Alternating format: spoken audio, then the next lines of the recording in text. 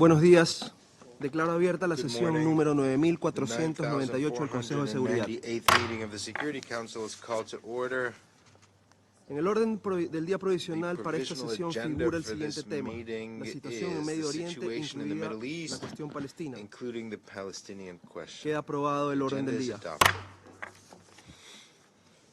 De conformidad con el artículo 37 del Reglamento Provisional del Consejo, invito a participar a esta sesión a los representantes de Egipto, Indonesia, Israel y Qatar.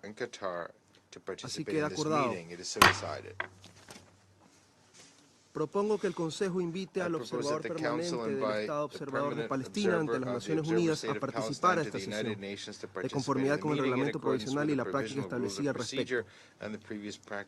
Como no hay objeciones, así queda acordado. De conformidad con el artículo 39 del reglamento provisional del Consejo, invito también a la excelentísima señora Hida Samson, representante de la delegación de la Unión Europea ante las Naciones Unidas, a participar a esta sesión. Así queda acordado. El Consejo de Seguridad comenzará ahora el examen del tema 2 del orden del día. Debo señalar a la atención de los miembros del Consejo en el documento S-2023-962, que contiene una carta de fecha 6 de diciembre del 2023 dirigida a la Presidencia del Consejo de Seguridad por el Secretario General. Doy ahora la palabra al Secretario General, excelentísimo señor Antonio Guterres. Señor Presidente, gracias por convocar esta reunión del Consejo de Seguridad en respuesta a mi carta del 6 de diciembre sobre la situación en Gaza y Israel. Mr. President, Excellencies, I wrote to the Security Council invoking Article 99 because we are at a breaking point. There is a high risk of the total collapse of the humanitarian support system in Gaza, which would have devastating consequences. We anticipate that it would result in a complete breakdown of public order and increased pressure for mass displacement into Egypt. I fear the consequences could be devastating for the security of the entire region. We have already seen the spillover in the occupied West Bank, Lebanon, Syria, Iraq, and Yemen.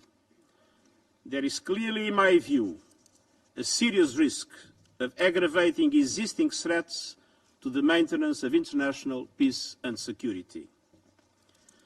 The risk of collapse of the humanitarian system is fundamentally linked with the complete lack of safety and security for our staff in Gaza, and with the nature and intensity of military operations which are severely limiting access to people in desperate need.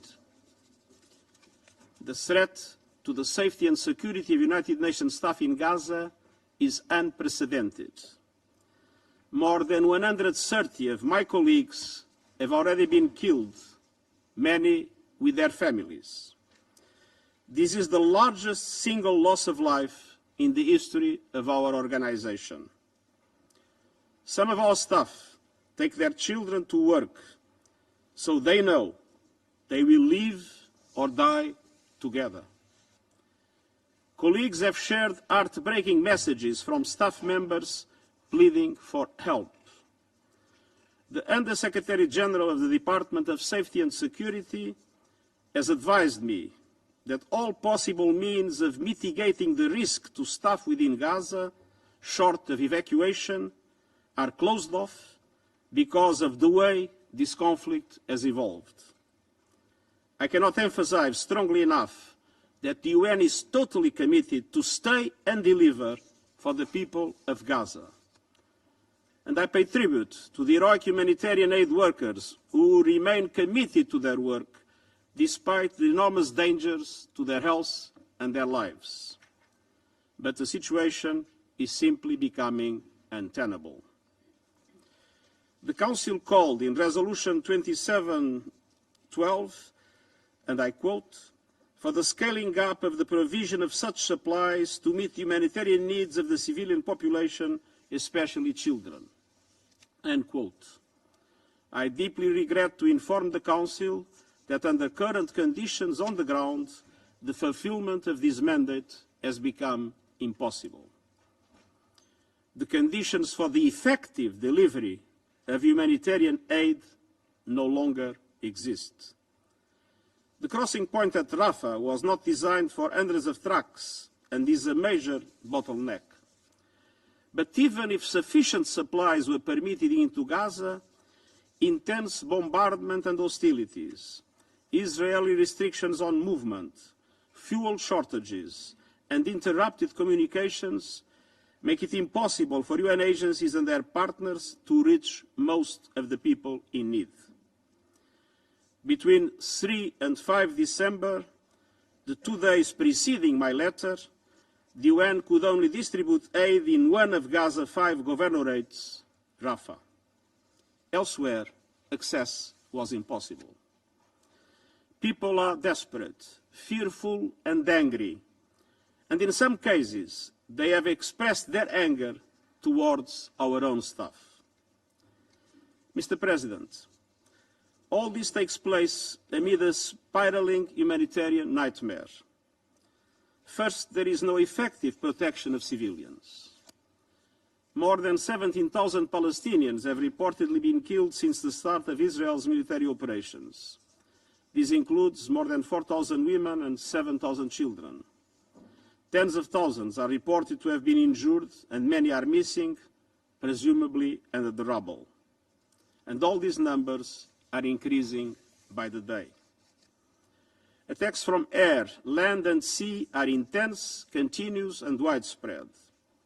So far, they have reportedly hit 339 education facilities, 26 hospitals, 56 healthcare facilities, 88 mosques and 3 churches.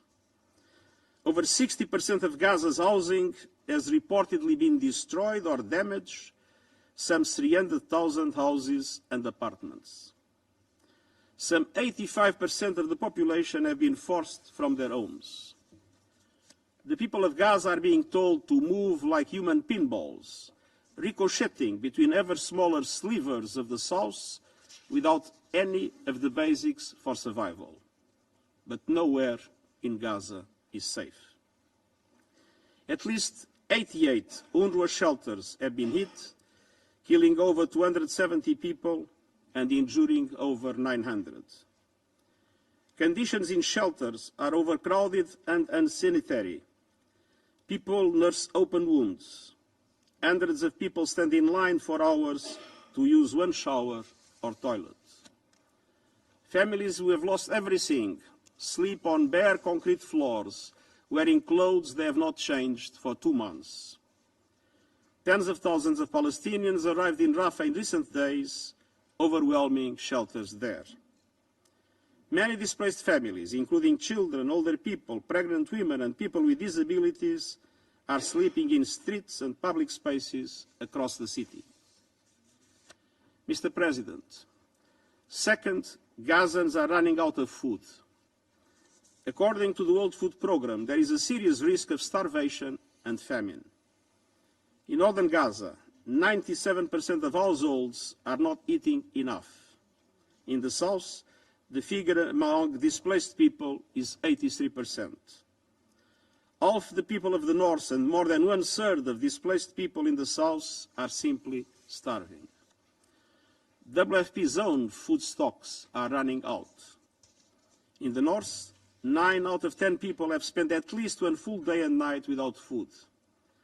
The last functioning flour mill in Gaza was destroyed on 15 November.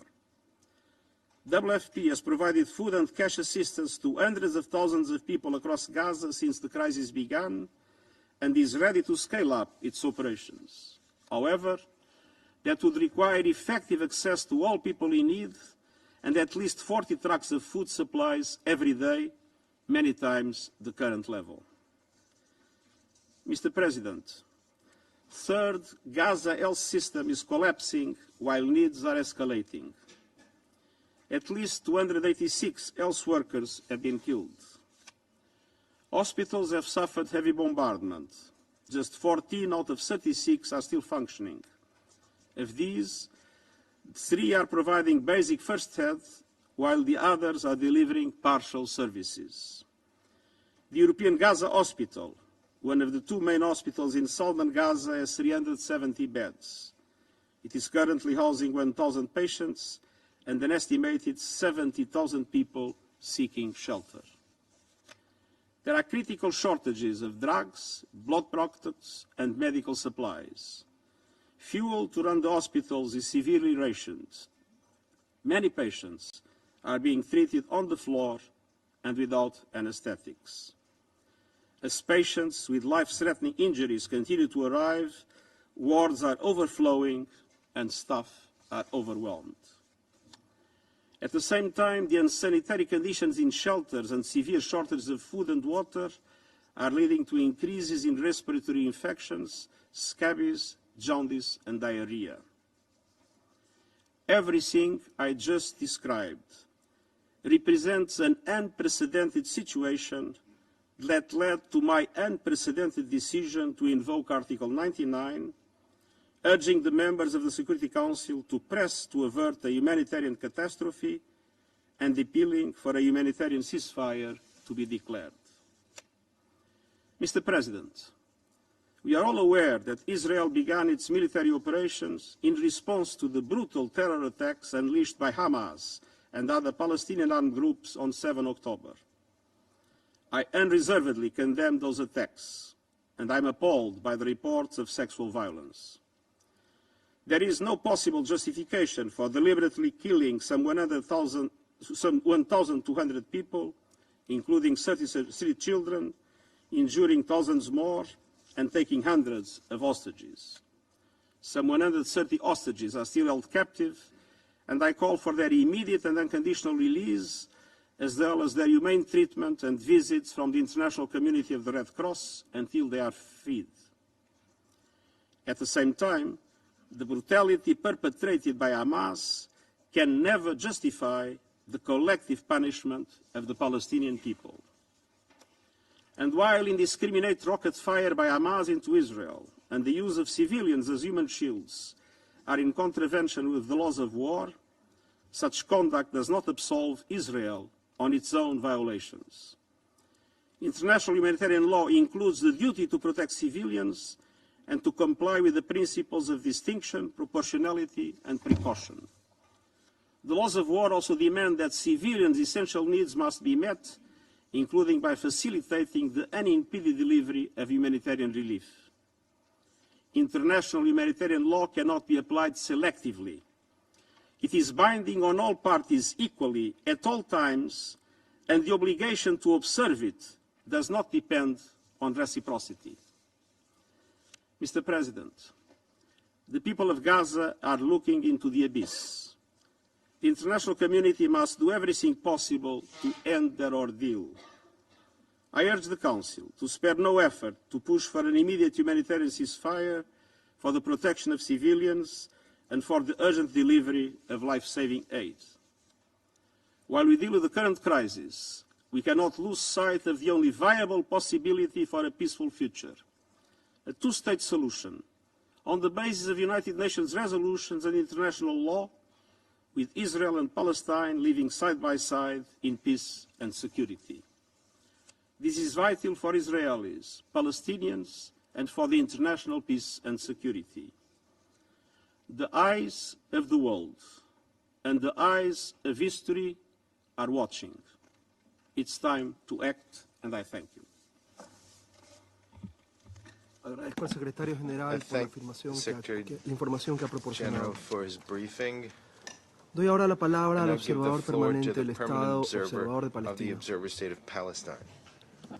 Mr. President, I want to welcome you to New York and to congratulate you and your country for assuming the presidency of the Security Council for this month.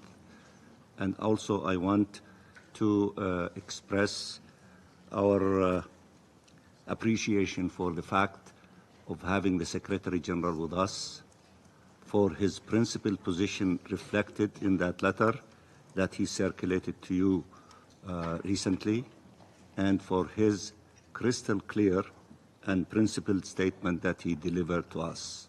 Mr. Secretary-General, thank you for being with us, and thank you for what you said and thank you for, hopefully, the things that will be implemented from this moment moving forward. Colleagues, Mr. President, you are the third president of the Security Council to take office since Israel started its carpet bombing of the Gaza Strip. We hope that on this day and under your presidency, the Council will finally be able to call for an immediate ceasefire. Allow me to thank the Secretary-General for his relentless efforts, for the clarity of his voice, for having upheld his sacred mission to stand up for the UN Charter and for the protection of civilians by calling early on and ever since for an immediate humanitarian ceasefire. Allow me also to thank through him the United Nations for their humanitarian efforts. The UN has been the subject of despicable attacks for honoring its mandate as formulated by member states.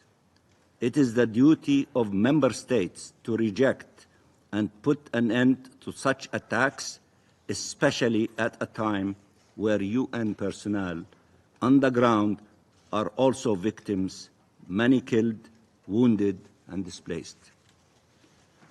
Mr. President, in 2 months, Israel has killed 17,000 Palestinians, including 7,000 children. It wounded over 40,000 Palestinians. It displaced 1.9 million Palestinians. It destroyed 2/3 of their homes.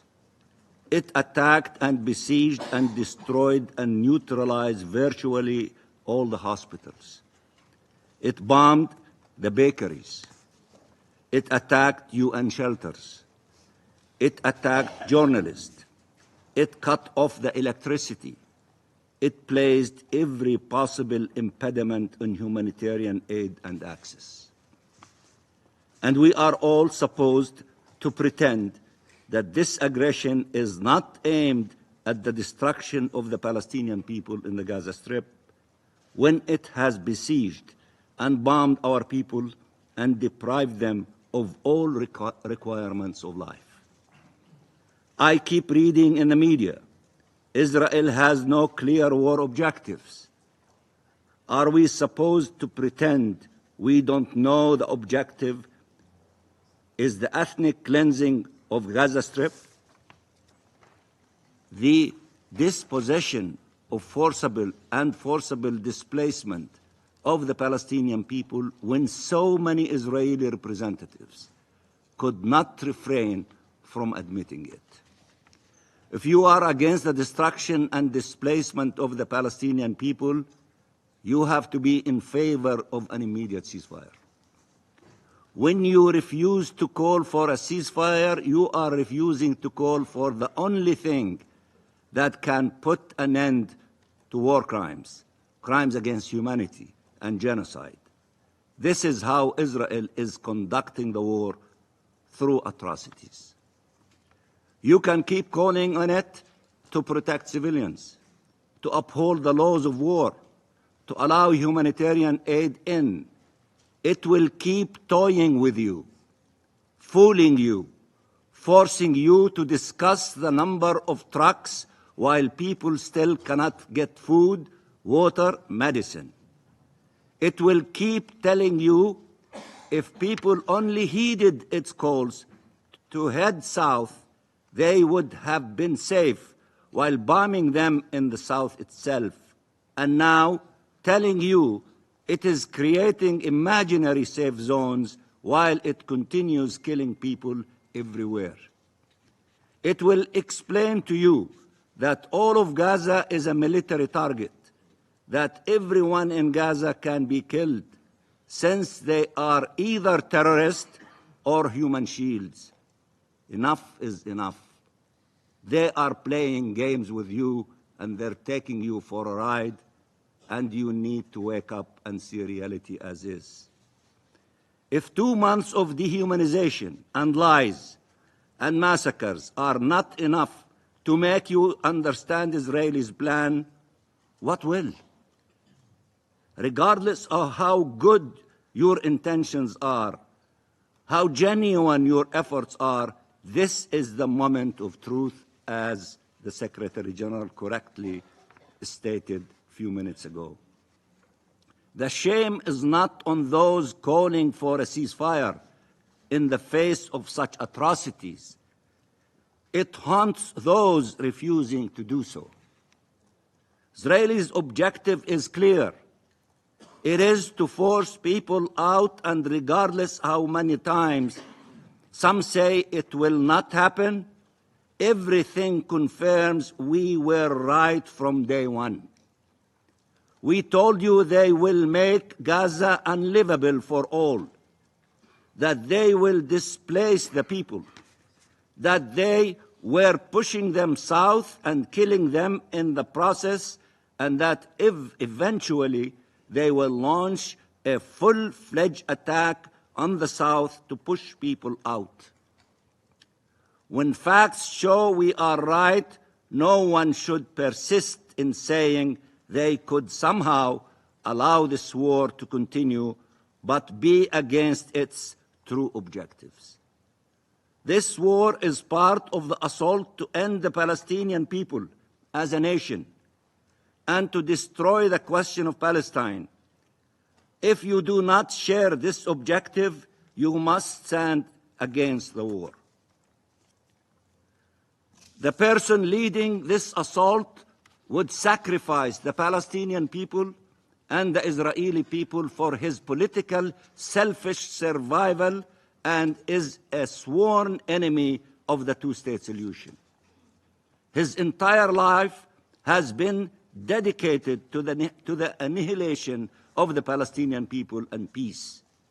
He has been searching for an opportunity to put a definitive end to the national aspirations of the Palestinian people and to the aspirations for peace among Palestinians and Israelis. This is Netanyahu's war. This is the war of the extremist coalition in power in Israel. No one should get sucked into it any further.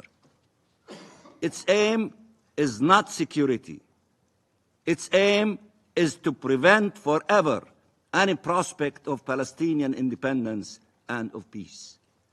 These intentions are clear in the Gaza Strip as well as in the West Bank, including East Jerusalem. No one should pretend there is any question regarding the criminal nature of this assault.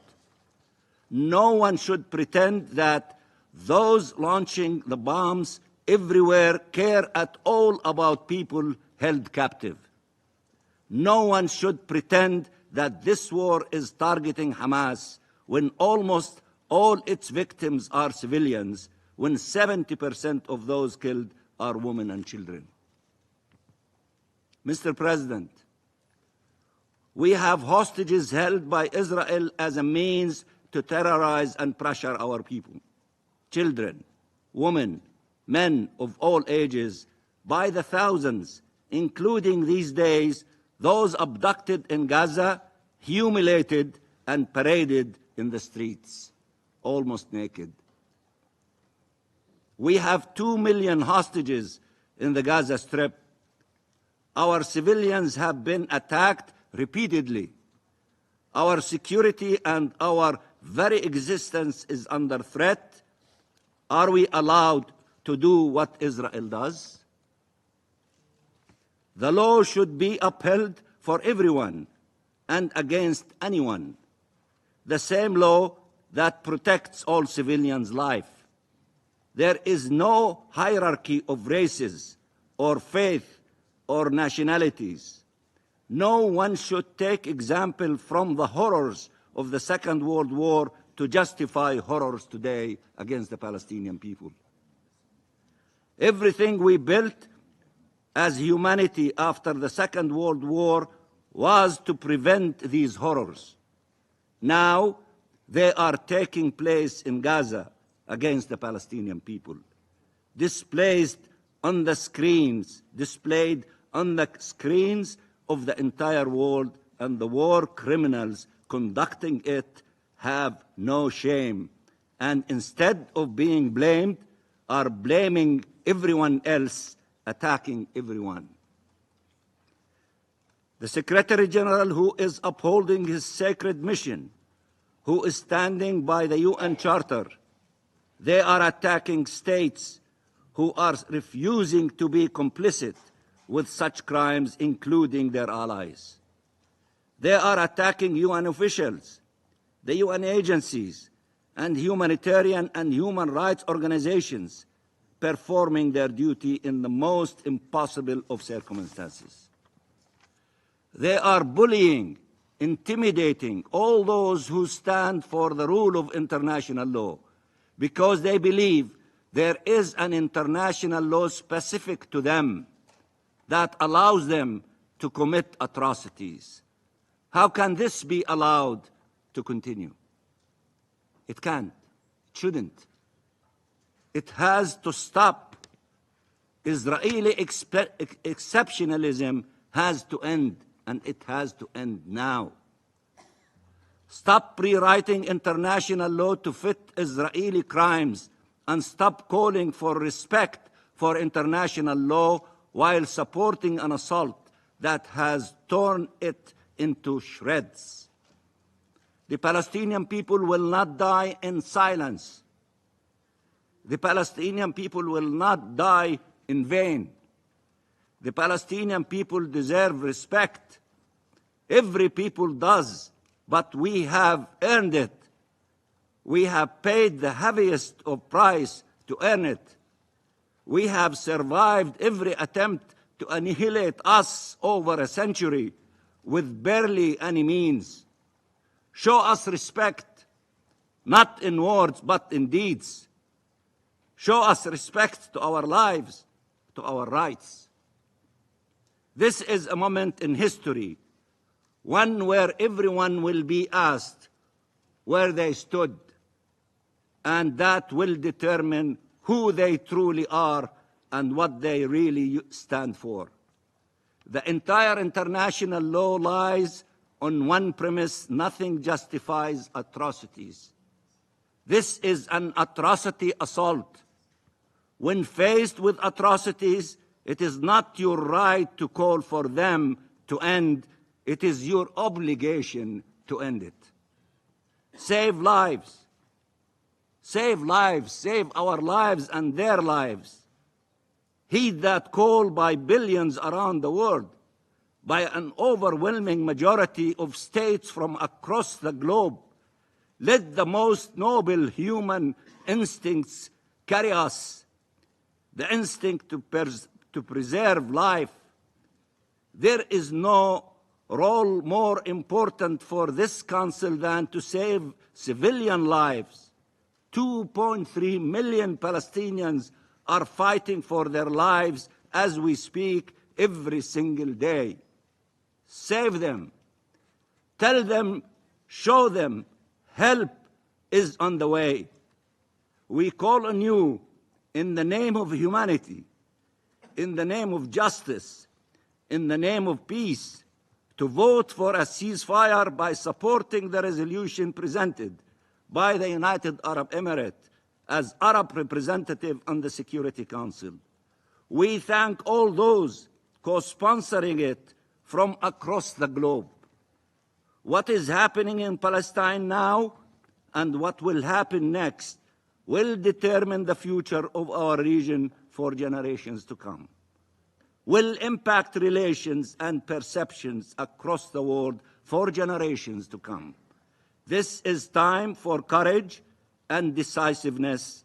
This is time for action. Time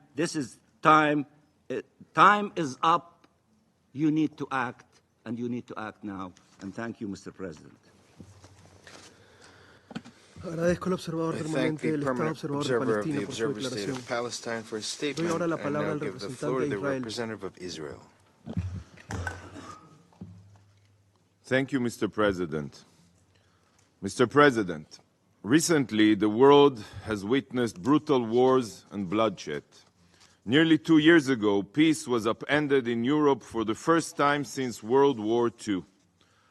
Russia invaded Ukraine, and the entire globe has felt the impact. Food prices and energy prices surged, affecting countries everywhere.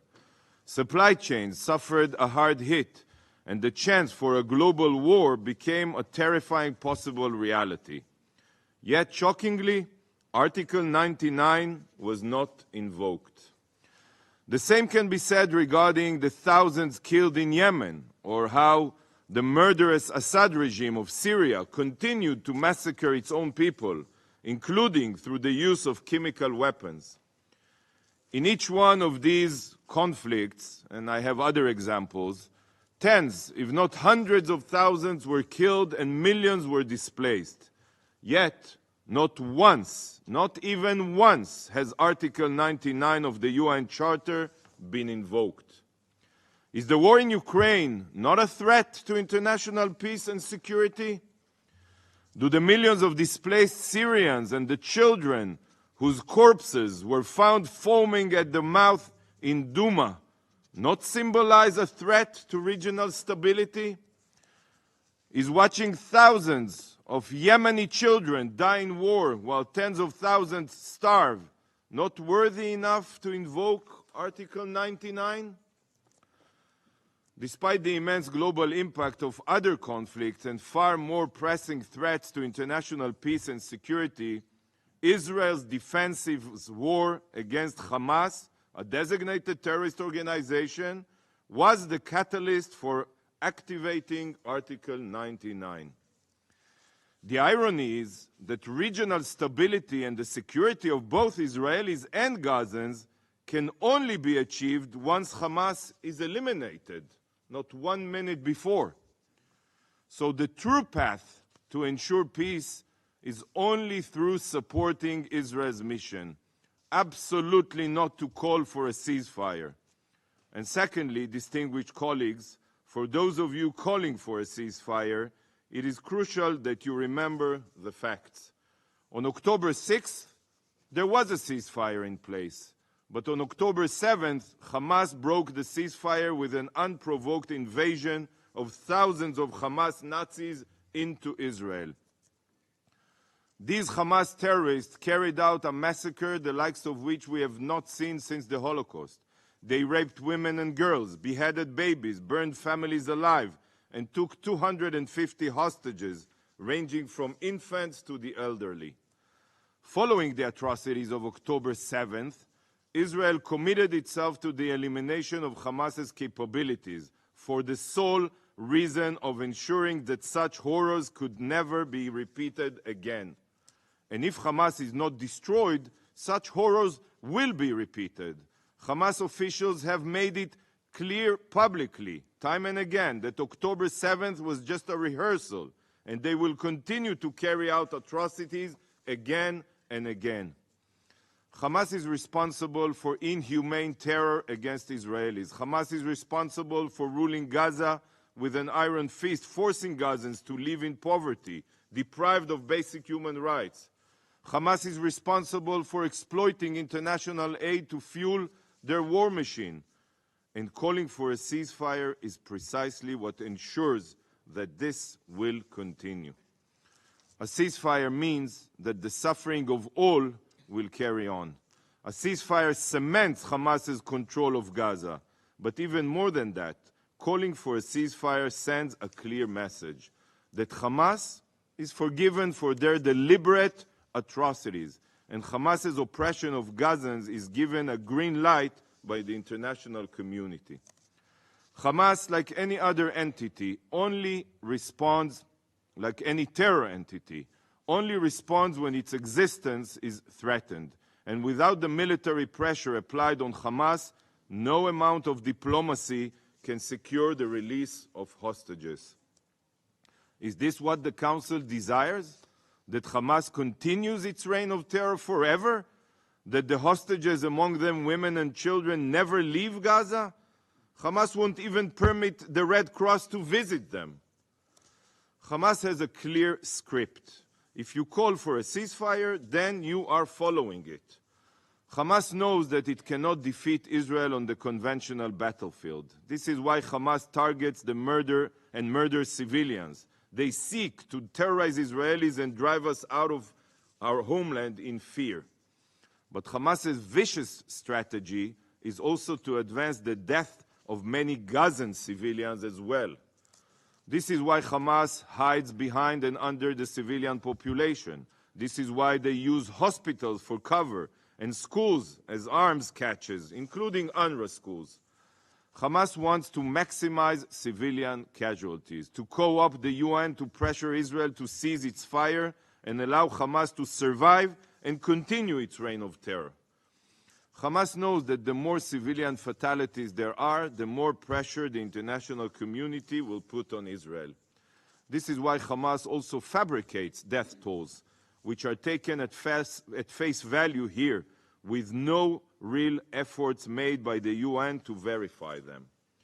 According to the Hamas Ministry of Health, almost no terrorists have been killed in this war, only women and children. This is the same body that falsely blamed Israel for 500 casualties at Al-Akhli hospital, when the truth is that the number of casualties was drastically lower, and Palestinian Islamic Jihad was the one responsible for the fatalities. I will be very clear, dear colleagues. The number you are basing your discussions on are libelous and distorted, drastically. Hamas has built terror bases inside and underneath medical facilities. This has been proven. They store rockets and assault rifles in children's bedrooms. And just yesterday, Hamas launched 12 rockets at Israel from within a designated humanitarian zone in southern Gaza. Rockets were fired mere meters from the tents of evacuated Gazans. Hamas exploits Gazans as human shields in hopes that civilian casualties will rise and the UN will call for a ceasefire. Do we want to be the actors in the show that Hamas has carefully crafted? It is always easier to pressure the law-abiding democracy as opposed to the terrorists who don't even recognize the existence of international law. But is this the right and just way to ensure security? Of course not. This is Hamas's script of death. Don't agree to be part of it. Please. Hamas is the root cause of the situation in Gaza. Yet there is zero accountability for their evil. Why is Hamas not held fully responsible by the UN and its bodies? Tell Gazans the truth. They have to hear it from you. This is the only way to bring about bottom-up change in Gaza. Dear colleagues, Hamas not only violated the ceasefire on October 7th, Hamas fundamentally violated the recent humanitarian pause. Last week, there was a pause in place. The agreement was clear. For every 10 hostages released, the pause would be extended by 24 hours. Hundreds of aid trucks entered Gaza. Fuel tankers were and continue to be permitted in. Wounded children and their families were evacuated for treatment. Field hospitals were established and continue to be established. And Israel completely halted all military activities. Israel asked for the daily release of 10 women and children held hostage, who were savagely taken from their homes and from a peace party. While we upheld our side of the agreement, even exceeded aid quotas, Hamas violated it, not once but several times. 15 minutes after the pause began, Hamas fired a barrage of rockets into Israel. Throughout the following 8 days, Hamas carried out shooting attacks, detonated IEDs, and fired anti-tank missiles. Hamas violated the pause time and again while Israel abided by the pause. Hamas not only violated the agreement by attacking Israeli soldiers, they also violated the agreement regarding the release of hostages. They separated mothers from their children. They refused to release all women and children as agreed.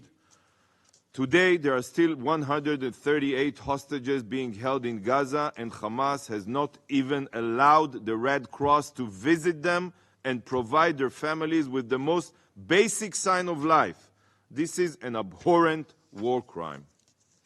Hamas ended the pause by refusing to abide by the terms of the hostages release agreement and then proceeded to fire a barrage of rockets at Israeli towns and cities, targeting Israeli civilians yet again. Dear colleagues, how can it be that those who are now calling for a ceasefire are not demanding that Hamas immediately stop all terror activities? Why is it only now that you have woken up and not when Hamas caused the previous pause to collapse? If this council wants to see a ceasefire, start by demanding it from Hamas, the party that broke the past two. Why is this draft resolution not directed at Yihya Sinwar and Ismail Haniyeh? Why? Do you not know who was responsible for ending the previous ceasefire and reigniting hostilities? Distinguished council members, Hamas is solely responsible for the humanitarian situation on the ground, and they must be held fully accountable by the council. Hamas is committed to bringing death and destruction upon both Israeli and Gazans, whereas Israel is taking every possible effort to improve the situation for Gazans. It is a fact that some members of the Council and the Secretary-General refuse to come to terms with. Here are some other facts and figures. As of December 7th, in total, since the start of the war, over 3,500 aid trucks carrying humanitarian supplies have entered Gaza through the Rafah crossing. Over 70,000 tons of aid, including food, water, medical supplies, tents, beds, blankets, humanitarian equipment, and more, entered Gaza. Even now, in the midst of heavy fighting, Israel agreed to increase the amount of fuel entering Gaza, and yesterday the entry of 65 aid trucks was facilitated. But this number could have been much higher if the UN's capacity to accept more trucks permitted this. There are currently hundreds of aid trucks in a log jam waiting to enter Gaza after security inception. And the only reason they have not entered is because of the logistical difficulties of international organizations. Today, Israel accepts to screen 334 aid trucks, which means that each of these trucks will be ready to enter Gaza should international organizations be willing to accept them. Israel also facilitated the construction of 2 field hospitals, one run by the Kingdom of Jordan and the other by the UAE, to treat the uninvolved sick and injured. France, in coordination with Israel, has supplied a floating hospital that is treating Gazans in El Arish, and Italy is following suit. Saudi Arabia donated 21 additional ambulances. 5 other field hospitals are set to open soon to be run by the Red Cross, Egypt, the International Medical Corps, Turkey and Italy. 553 sick and injured have exited Gaza for treatment abroad, accompanied by 378 family members and guardians. This, dear friends, was all allowed and facilitated by Israel. In fact, Israel welcomes any and all humanitarian assistance to Gaza from any and all countries willing to assist. But colleagues, sadly, not all of this aid reaches its destination. In the previous days and weeks, we have seen footage from inside Gaza of Hamas terrorists literally shooting at Palestinians trying to gain access to basic humanitarian supplies. Gazans have reported that aid is being taken by Hamas and distributed exclusively to its terrorists. Boxes of humanitarian aid have been found in Hamas terror tunnels. So, if humanitarian supplies are not getting to where they should, point the finger at Hamas. Hamas is the genocidal terror organization that rules Gaza with an iron fist. Hamas violated the ceasefire on October 7th, and it was Hamas, not Israel, who violated the humanitarian pause. To Hamas, international humanitarian law holds no importance. When sitting in these meetings, it feels as if Hamas doesn't exist at all. It is always only about Israel. This is a distortion of reality, and it is unacceptable. Hamas must be held accountable. Mr. President, Today is the first day of the Jewish holiday of Hanukkah, the Festival of Light. It is one of the Jewish holidays that celebrates the Jewish people overcoming attempts in each generation to destroy us. How world powers tried to deny our presence in our ancestral homeland, in Jerusalem, in the 2nd century BCE, before Jesus, before Muhammad. It is a holiday that celebrates how light prevailed over darkness. Today, sadly, we find ourselves again surrounded by darkness, with forces that seek to destroy us and also to demonize and delegitimize us. Jewish tradition teaches that even a little bit of light can dispel much darkness. Every one of you can use light to dispel the darkness and expose the truth. I pray that we see another Hanukkah miracle here in the UN, and that the Almighty will allow the truth and light to prevail here in this council. That we will see Hamas defeated soon, so that both Israelis and Gazans can live freely, free of violence and free of fear. Israel, Mr. President, will continue with her mission, the elimination of Hamas's terror capabilities and the return of all of the hostages. And we will complete our mission while supporting every humanitarian initiative to improve the situation for Gazans. Whoever truly seeks peace and security in the region must understand that the only way to achieve this is by destroying Hamas, not by calling for ceasefire, which will only extend the war and suffering of all. There is no other option. Thank you, Mr. President. Agradezco al representante de Israel por su declaración. Doy ahora la palabra a los miembros del Consejo que deseen formular una declaración. Tiene la palabra el representante de Emiratos Árabes Unidos.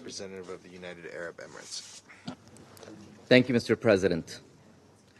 Mr. Secretary-General Antonio Guterres, thank you for your briefing. We are profoundly grateful for your steadfast moral leadership. By taking the rare step of invoking Article 99 of the UN Charter, you are compelling us to confront the enormity of the catastrophe unfolding in Gaza. It is our fervent hope that your demand is met. Mr. President, for 2 harrowing months, we have borne witness to the onslaught in Gaza. Israel's military operations has killed more than 16,000 Palestinians, 7,000 of them children. It has displaced 80% of the population and damaged or destroyed 60% of housing units. For context, this is a scale of destruction surpassing even the bombing of Dresden in 1945. For the many Gazans who have never left that narrow, besieged strip of land, their entire world is being systematically demolished before their eyes. The invocation of Article 99 must be a tipping point, a solemn reflection of the desperate plight in Gaza and the imperative need for the Council to act. The Council must act when too little aid is getting in and humanitarian workers are unable to deliver it for fear of being killed. The Council must act when the siege on Gaza is becoming a major source of death. The Council must act when unrelenting bombardment kills more than 130 UN staff members. Despite the recent temporary pause, the violence and danger to civilians has not abated. In fact, this conflict has now graduated to a new, more dangerous phase. The siege of Khan Yunis and other parts in southern Gaza, where hundreds of thousands of people have fled, has now begun. There is literally no safe haven for the millions of people trapped and under attack. Mr. President, in his letter, the Secretary-General noted that Gaza's healthcare system, or what's left of it, is on the verge of collapse. Israel is warning the World Health Organization that unless it removed its medical supplies in southern Gaza, impending military operations will put them beyond use. We condemn in the strongest possible terms the deliberate targeting of medical facilities, equipment, and personnel. For our part, the UAE established a field hospital inside Gaza on December 2nd with an operational capacity of 150 beds. We recognize that these efforts are not nearly enough. Even during the recent pause, we saw the need for an enhanced aid delivery mechanism to allow full, rapid, safe, and unhindered access. We need a streamlined monitoring system and an expanded capacity to deliver goods, including through the opening of further crossings and entry points. We note that Israel reportedly agreed to open the Karam Abu Salim crossing for inspections only, and while this should reduce the time delays, it remains necessary for all crossings to be opened and, if needed, repaired. We stress the importance of ensuring the full implementation of Security Council Resolution 2712, which demands all parties to respect their obligations under international law and calls for urgent and extended humanitarian pauses. We underscore that members of this Council must ensure implementation, but we all know that the only way to end this tragedy is to impose an immediate humanitarian ceasefire. There is no defensible, moral, political, nor military justification for this carnage to continue. After 2 months of war, ambulances are delivering more dead than survivors to the few emergency rooms left functional in Gaza. Over the last few days, reports have revealed what precisely unfolded in northern Gaza. In the intensive pediatric care unit of an abandoned hospital, several babies lay dead, their bodies decomposing. Let that harrowing image haunt anybody persisting in the fantasy that the operation in the south will be any less horrific. It will not. Mr. President, this war has brought our region to a breaking point, but its effect has rippled far beyond. There has been an appalling increase in incidents of anti-Semitism and Islamophobia worldwide. The international system is teetering on the brink. For this war signals that might makes right, that compliance with international humanitarian law is dependent on the identity of the victim and the perpetrator. Mr. President, the Secretary-General, every head of every UN agency, humanitarian organizations, and the overwhelming majority of the world's population have repeatedly called on members of this body to bring this unrestricted violence to a definitive and sustainable end. The UAE has circulated a draft resolution calling for an immediate humanitarian ceasefire to do just that. Today, this Council will vote. It will have an opportunity to respond to the deafening calls across the world to bring this violence to an end. Thank you, Mr. President. Agradezco al representante de Emiratos Árabes Unidos por su declaración. Doy ahora la palabra al representante de la Federación Rusa. Thank you, Mr. President. We wish to thank the Secretary-General Antonio Guterres for the frank assessment of the catastrophic situation in the Palestine-Israeli conflict zone. We note his absolutely correct decision, given the current circumstances, to draw the attention of the Security Council to this matter under Article 9 of the United Nations Charter. We, together with colleagues from the People's Republic of China and the United Arab Emirates, guided by the same considerations as the Secretary-General, requested the Ecuadorian presidency to convene an emergency Security Council meeting in connection with the resumption of military operations both in the Gaza Strip and other occupied Palestinian territories, and in regions bordering with Lebanon and Syria. We believe it is exceedingly important to note that both the Secretariat of the United Nations, led by the UN Secretary-General, and the overwhelming majority of UN member states are united in the desire to adopt decisive measures in order to end the deaths and suffering of civilians in the Palestine-Israel conflict zone. Distinguished colleagues, it will be no exaggeration to state that presently we are at a moment of truth. For nearly 2 months, we were told that what is most important, what is most pressing, what is most urgent that the Council needs to do is to call for humanitarian pauses.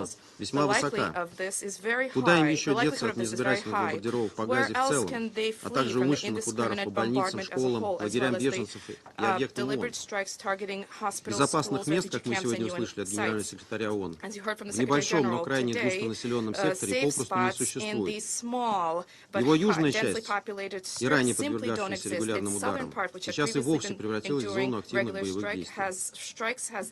Предвзятые западные СМИ, превознося это гениальное тактическое решение израильской армии, даже не пытаются задаться вопросом о том, какие последствия может иметь закачка 1000 кубометров морской, то есть соленой воды, воды в грунт. Хотя налицо настоящий план подрыва и без того хрупких сельскохозяйственных мощностей сектора, поскольку морская вода неминуемо загрязнит грунтовые воды Газы. Господин председатель, здесь уместно вспомнить, что с самого начала эскалации Израиль препятствует нормальному поступлению питьевой воды в Газу. Основная часть имеющихся водопроводов отключена. Снабжаются отдельные районы южной части сектора. Все гуманитарные агентства в один голос говорят, что этого недостаточно для обеспечения даже базовых потребностей осажденного в Газе многотысячного мирного населения. Если на фоне искусственно созданных проблем с водопроводной питьевой водой окажутся отравлены еще и грунтовые воды, ситуация станет воистину катастрофической.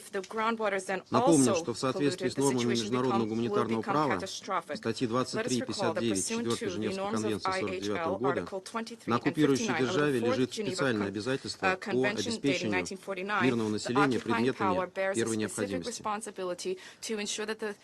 Хотели бы особо подчеркнуть, что последствия загрязнения грунтовых вод, единственного источника запасов пресной воды для населения Газы, сохранятся не на годы, а на столетия. Вкупе с постоянными неизбирательными бомбардировками и прицельными ударами по гражданским объектам, направленными на создание ужаса и паники среди мирного населения, вырисовывается системная стратегия по насильственному перемещению палестинцев. Ее людоедская логика проста. Сделать жизнь в Газе невыносимой даже невозможно, оставляя мирному населению один выбор – покинуть родные земли или быть убитыми. При этом вся эта бесчеловечная стратегия сплошь состоит из военных преступлений. Грубо нарушаются практически все положения статей 51 и 52 первого дополнительного протокола к Женевским конвенциям. Ими, в частности, запрещается нападать на гражданское население и объекты, совершать акты насилия или угрозы насилием, имеющие основной целью терроризировать гражданское население, а также прибегать к нападениям неизбирательного характера. Таким образом, Совету Безопасности ООН предлагается безропотно наблюдать за тем, как на наших глазах совершаются массовые военные преступления, в том числе с использованием оружия, поставленного и поставляемого западными странами, в первую очередь США и Великобритании, и при их полной политической поддержке. Господин председатель, хотели бы при этом подчеркнуть, что ссылки Израиля и его союзников на действия Хамас 7 октября, которые мы, безусловно, осуждаем, не оправдывают и в принципе не могут оправдать массовых и систематических военных преступлений и преступлений против человечности, которые совершаются в секторе Газа. Несоблюдение гуманитарного права одной стороной конфликта никак не освобождает другую сторону от соблюдения налагаемых им обязательств. Более того, статья 51 первого дополнительного протокола к Женевским конвенциям прямо запрещает нападение на гражданское население или на отдельных гражданских лиц в порядке репрессалий. Коллеги, при этом едва ли стоит рассчитывать на то, что должную оценку происходящему дадут страны Запада или подконтрольные им продажные инстанции типа Международного уголовного суда. Он никогда не пойдет против своих хозяев и их союзников, поскольку призван обслуживать их политические интересы. Ведь ни США, ни Великобритания, ни другие западные страны не понесли никакой ответственности за свои военные преступления в Афганистане, Ираке и Ливии. Все мы помним, как британский прокурор Мусс Карим Хан позорно деприоритизировал, а по сути просто остановил расследование преступлений западных военных в этих странах. У нас нет никаких сомнений, что в отношении Израиля и его покровителей он поведет себя так же. Господин председатель, безусловно, разделяем мнение о том, что нам всем необходимо не упускать из вида перспективы палестино-израильского урегулирования на основе двухгосударственной формулы, которую мы считаем безальтернативной. Мы готовы над этим работать, однако сейчас первостепенная задача – прекратить военные действия и спасти мирных палестинцев от уничтожения. В заключение хотел бы обратиться к нашим арабским братьям и сестрам на их родном языке. Аздыкаун аль-Араб аль-Азза. Тада Руссия или Вакф حلقة العنف إثر التصعيد الإسرائيلي الفلسطيني الذي نشهده منذ 7 أكتوبر. كما نضم صوتنا إلى العديد من النداءات لوقف إطلاق النار المستدام والعودة إلى حل الأسباب الجذرية لهذا النزاع وإبعاد الكارثة الإنسانية عن قطاع غزة. وتستنكر روسيا بالقطع أي عمل قد يؤدي إلى سقوط ضحايا من المدنيين بمن فيهم النساء والأطفال. كما لا نقبل أي مخططات لتهجير القسري لسكان غزة إلى الجنوب وهو عبارة عن النكبة الجديدة بالنسبة للشعب الفلسطيني. وتعظم بلدي كل المبادرات البناء لمجلس الأمن الرامية إلى تطبيع الوضع وفتح الطريق أمام عملية التسوية الجدية بين الفلسطينيين والإسرائيليين، وذلك على خلفية محاولات أحد أعضاء المجلس لإبطاء وإفشال هذه الجهود المشتركة. وفي وجه هذه المخططات المشكوك فيها كانت روسيا ولا تزال تقف إلى جانب الطموحات المشروعة للشعب الفلسطيني لإقامة دولته المستقلة في حدود عام 1967 وعاصمتها القدس الشرقية، والتي قد تعايش في السلام والأمن مع جارتها إسرائيل. وتستعد روسيا لمضاعفة جهودها من أجل تحقيق هذا الهدف المنشود اعتمادا على المرجعية الدولية المعروفة بما فيها قرار مجلس الأمن ذات الصلة والمبادرة العربية للسلام عام 2003، وذلك في التنسيق مع شركائنا الفاعلين. وفي هذا السياق تدعم روسيا مشروع قرار مجلس الأمن الذي اقترحته دولة الإمارات العربية المتحدة، وندعو كل زملائنا في المجلس إلى التصويت لصالحه اليوم. شكرا. Agradezco al representante de la Federación de Rusia por su declaración. Tiene la palabra el representante de China. Thank you, Mr. President. Mr. President, I thank SG Guterres for his crucial briefing a moment ago. In his letter to the Council President on the 6th of December, the SG invoked Article 99 of the UN Charter and brought to the attention of the Security Council to the situation in Gaza, which may aggravate existing threats to international peace and security. The SG has just once again raised a sobering warning and made an appeal, fully demonstrating the gravity and urgency of the current situation. It once again demonstrates his sense of responsibility. The situation in front of and the task required of the Council is very clear and definitive. Act immediately, achieve a ceasefire, protect the civilians, and avoid a human catastrophe on a larger scale. The draft resolution tabled by the UAE on behalf of the Arab states reflects the universal call of the international community and represents the right direction for the restoration of peace. China fully supports this and would join in co-sponsoring this draft resolution.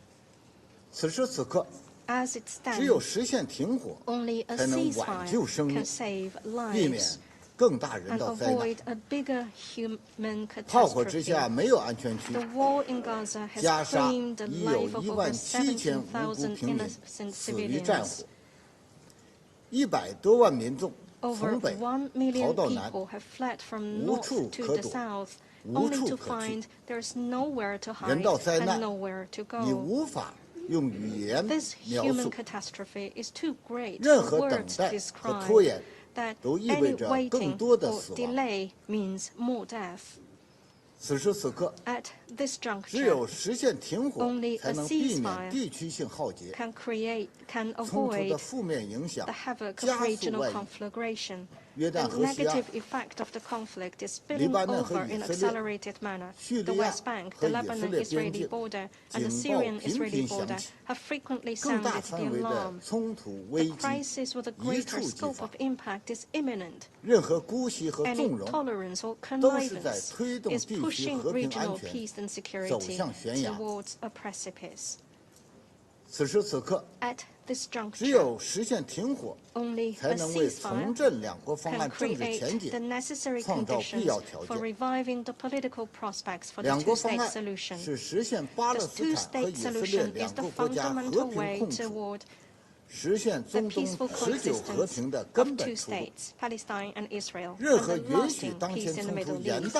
Any action that allows the current conflict to drag on will only sow the seeds of hatred between the two sides and make the situation further deteriorate and do more damage to the political prospects of the two-state solution.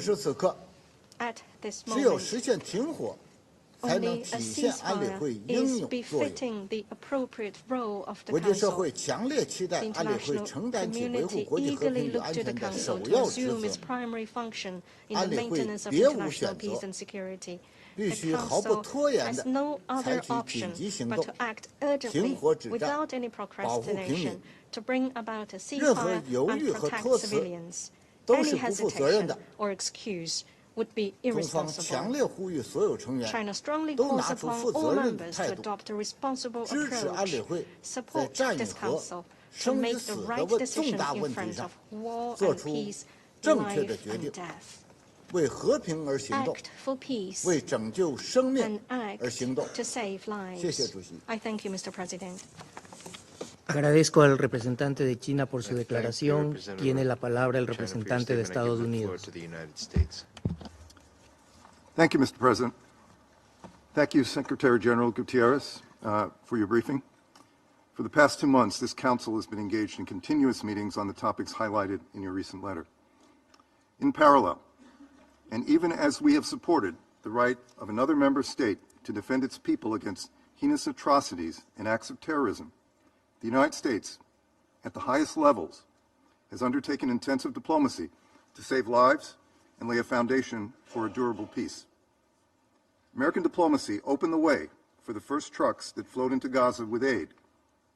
In partnership with Qatar and Egypt, it helped reunite more than 100 hostages with their loved ones and dramatically expanded aid to civilians in Gaza during a 7-day-long humanitarian pause. Hamas, however, has a different set of goals. Its refusal to release young women hostages led to a breakdown in the pause and resumption of the fighting. This Council's failure to condemn Hamas's October 7 terrorist attacks, including its acts of sexual violence and other unthinkable evils, is a serious moral failure. And it underscores the fundamental disconnect between the discussions that we have been having in this chamber and the realities on the ground. An undeniable part of that reality is that if Israel unilaterally laid down its weapons today, as some member states have called for, Hamas would continue to hold hostages, women and children, elderly men, many of whom, according to survivor accounts, are being subjected to cruel and inhumane treatment. And as of today, Hamas continues to pose a threat to Israel and remain in charge of Gaza. That is not a threat that any one of our governments would allow to continue to remain on our own borders. Not after the worst attack on our people in several decades. For that reason, while the United States strongly supports a durable peace in which both Israelis and Palestinians can live in peace and security, we do not support calls for an immediate ceasefire. This would only plant the seeds for the next war, because Hamas has no desire to see a durable peace, to see a two-state solution. Colleagues, I am pained by the suffering that we have witnessed over the last 2 months. Even when we as governments are compelled to take up arms and protect our people from the most heinous acts of terrorism and violence, war is tragic. It is tragic for the families of the hostages who await word on the fate of their loved ones. We are doing everything possible to free the remaining hostages and reiterate our expectation that the ICRC be permitted to access and provide medical treatment to the hostages held by Hamas and other extremist groups. The war is equally tragic for civilians in Gaza. The scale of civilian suffering is devastating and heartbreaking. Hamas intentionally embeds itself within civilian areas. But that does not in any way change the fact that how Israel defends itself matters. We have been unequivocal. Israel must respect international humanitarian law and conduct its operations in a way that minimizes civilian harm. To back up these words and help protect civilians, we have supported establishing a more effective humanitarian deconfliction mechanism with the UN, and we are monitoring its implementation. This is a moral imperative and strategic imperative. You can only win in urban warfare by protecting civilians. In every conversation, we also have underscored that Israel must avoid further mass displacement of civilians in the south of Gaza, many of whom previously fled violence. Civilians must be provided adequate time and opportunity to move, including through corridors that allow people to move safely from defined areas of hostilities. Israel must further ensure sufficient humanitarian support exists for displaced individuals.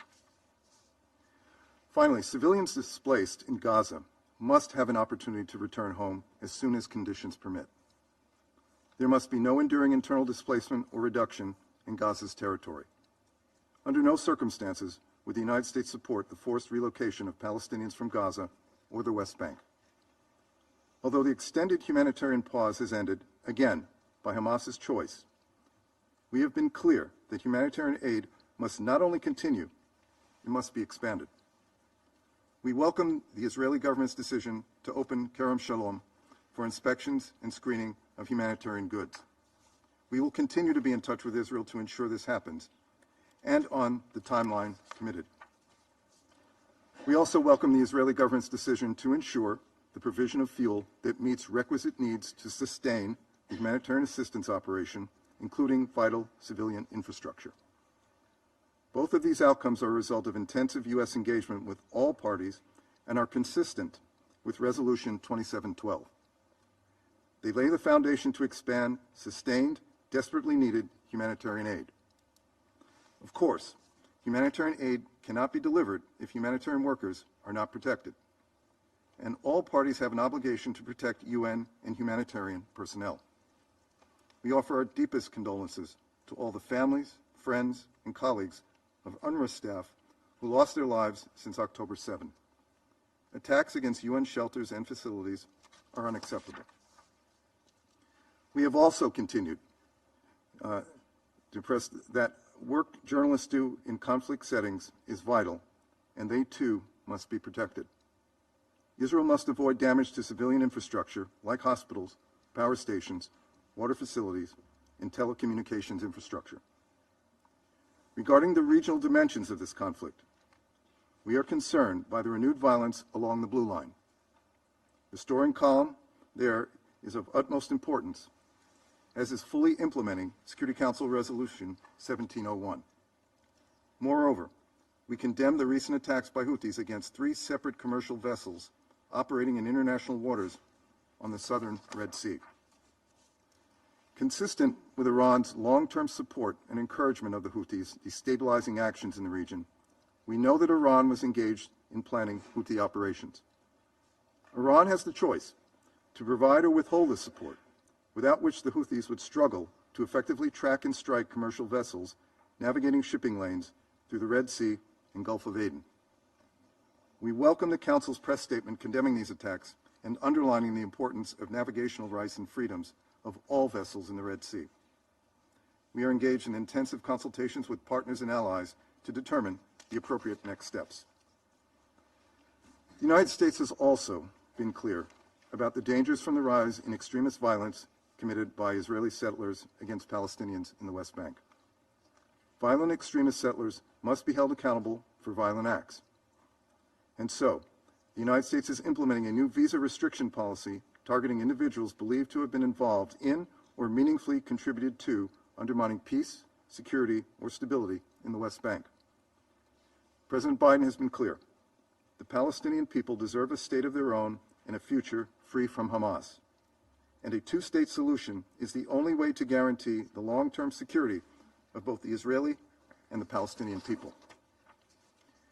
Members of this council advocating for resolutions have an obligation to explain how their proposals will break the cycle of unceasing violence and support the steps we all agree are necessary to lay the foundation for a more peaceful and secure future so that history does not keep repeating itself.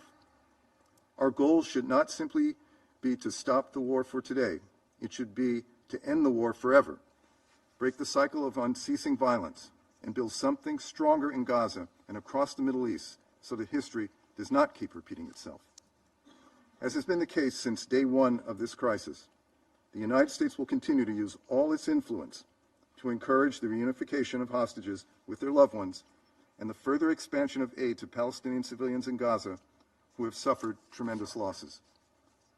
We will continue pressing for the protection of civilians as Israel pursues legitimate military objectives.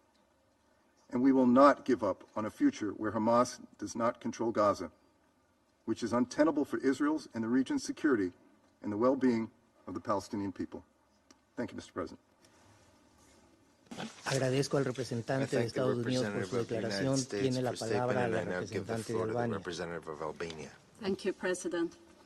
I would like to start by thanking the Secretary-General for calling this meeting and for his remarks.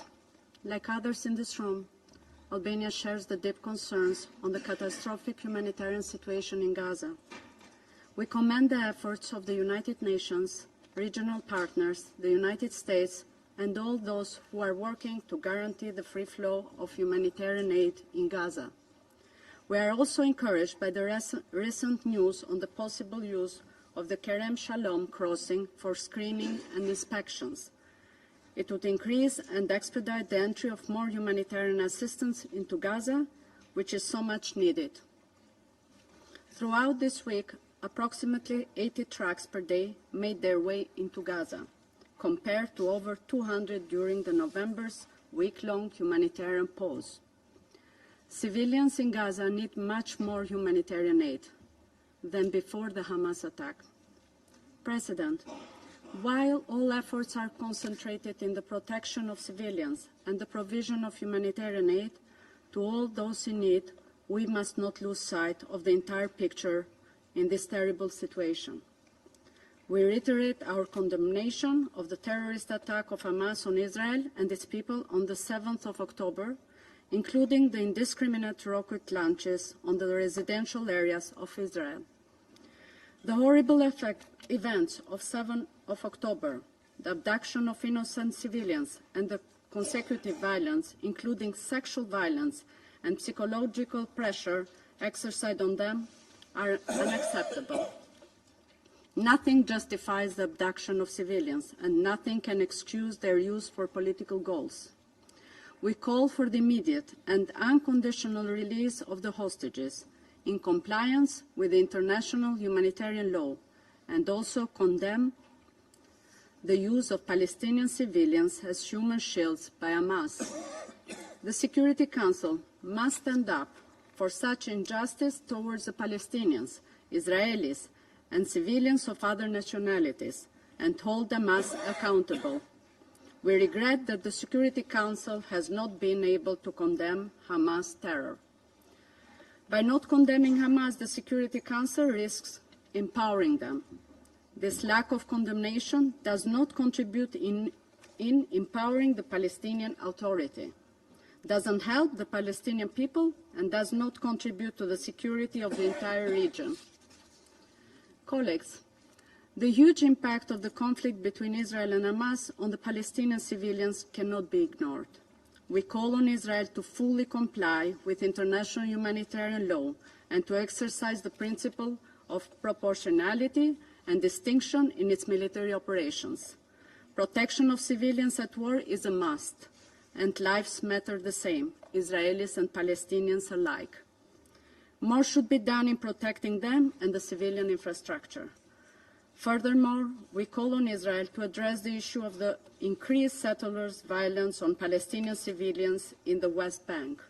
We deplore the extremist violence and call for those responsible to be held accountable. In conclusion, President, while all efforts are invested towards restoring the calm on the ground, the international community must also seek to restore the perspective of a political horizon based on securing Israel's right to exist and its security on one hand, and a viable pathway for Palestinians to have their own state and freedom on the other hand. It's time to think seriously and start setting the foundation of a future in security, dignity and prosperity for all. Thank you, President. Agradezco a la representante de Albania por su declaración. Tiene la palabra la representante de Malta. Thank you, President. I also thank the Secretary-General for his sobering briefing and emphasize Malta's full support for his decision to invoke Article 99 of the Charter. The catastrophic situation and hostilities in Gaza are fueling unprecedented levels of human suffering and threaten regional peace with serious international repercussions. Over 15,000 people have been killed so far, 67% of whom are women and children. Apart from the implementation of all provisions of Resolution 2712, which includes the unconditional release of all remaining hostages, an immediate humanitarian ceasefire is now critical. We are disappointed that the temporary truce that was achieved a few weeks ago, allowing for the release of hostages and much-needed aid into Gaza, has broken down. The resumption of hostilities in the Gaza Strip is disconcerting. This renewed fighting has brought with it more deaths and devastation, and added to the extreme hardships of a population under siege. President, in the past weeks, several UN agencies and humanitarian partners have outlined the unfolding catastrophe. This Council must heed their warnings. Inaction is not an option. Civilians in Gaza are lacking the basic means for survival. These include food, water, and medicine. The healthcare system is on its knees. Collapsing hospitals and a handful of UNRWA facilities are sheltering over 1 million people. 133 UNRWA workers have been killed. The agency's ability to work is at stake. These conditions are compounding serious risks of widespread disease. Children are yet again bearing the brunt of the hostilities. They continue to be killed, maimed, and denied access to healthcare and education. Thousands have been orphaned. This must stop. The future of an entire generation is being jeopardized. There is no scenario which justifies the denial of aid for 2.2 million people, 80% of whom have been displaced. In conformity with international law, all parties are obliged to ensure that civilians and civilian infrastructure are protected. The scaling up and distribution of humanitarian aid, together with the safety of UN and humanitarian workers, must be guaranteed. The only way to achieve these imperatives is through a humanitarian ceasefire. On several occasions, Malta has unreservedly condemned Hamas's acts of terror, including the heinous attacks of 7th October, the attack in Jerusalem on 30th November, and the indiscriminate rocket fire. Hamas's strategy of embedding itself among civilian infrastructure in Gaza and reports of sexual violence committed are reprehensible. Terror has no justification, and this Council must also be clear in rejecting it. Malta recognizes Israel's right to protect her people, but all actions must be in line with international humanitarian law, including the principles of distinction, proportionality, and necessity. President, the situation in the West Bank has seen unprecedented escalations in the past 8 weeks. We are deeply worried at reports of increasingly heavy incursions, restrictions, and mass detainment occurring throughout the West Bank, including in refugee camps. A resurgence of illegal settler encroachment and violence is also gravely concerning. Settlements are illegal under international law, and constitutes an obstacle to peace. We condemn the forcible transfer of the Palestinian community in Zanuta and the recent destruction of its EU-funded school by Israeli settlers. Furthermore, we are alarmed at the precarious skirmishes on the Israeli-Lebanese border. Malta condemns all violations on the Blue Line, including attacks against UNIFIL. We strongly call for all parties, including non-state actors in the region, to exercise restraint, de-escalate and respect the norms of international law. Further conflict fronts must be avoided at all costs. Vitally, a comprehensive resolution of the spiraling crisis must include a serious recommitment towards peace. This is only achievable through dialogue and a political horizon which aims to holistically address both Israel's security concerns and the legitimate aspirations of Palestinians, including their right to self-determination.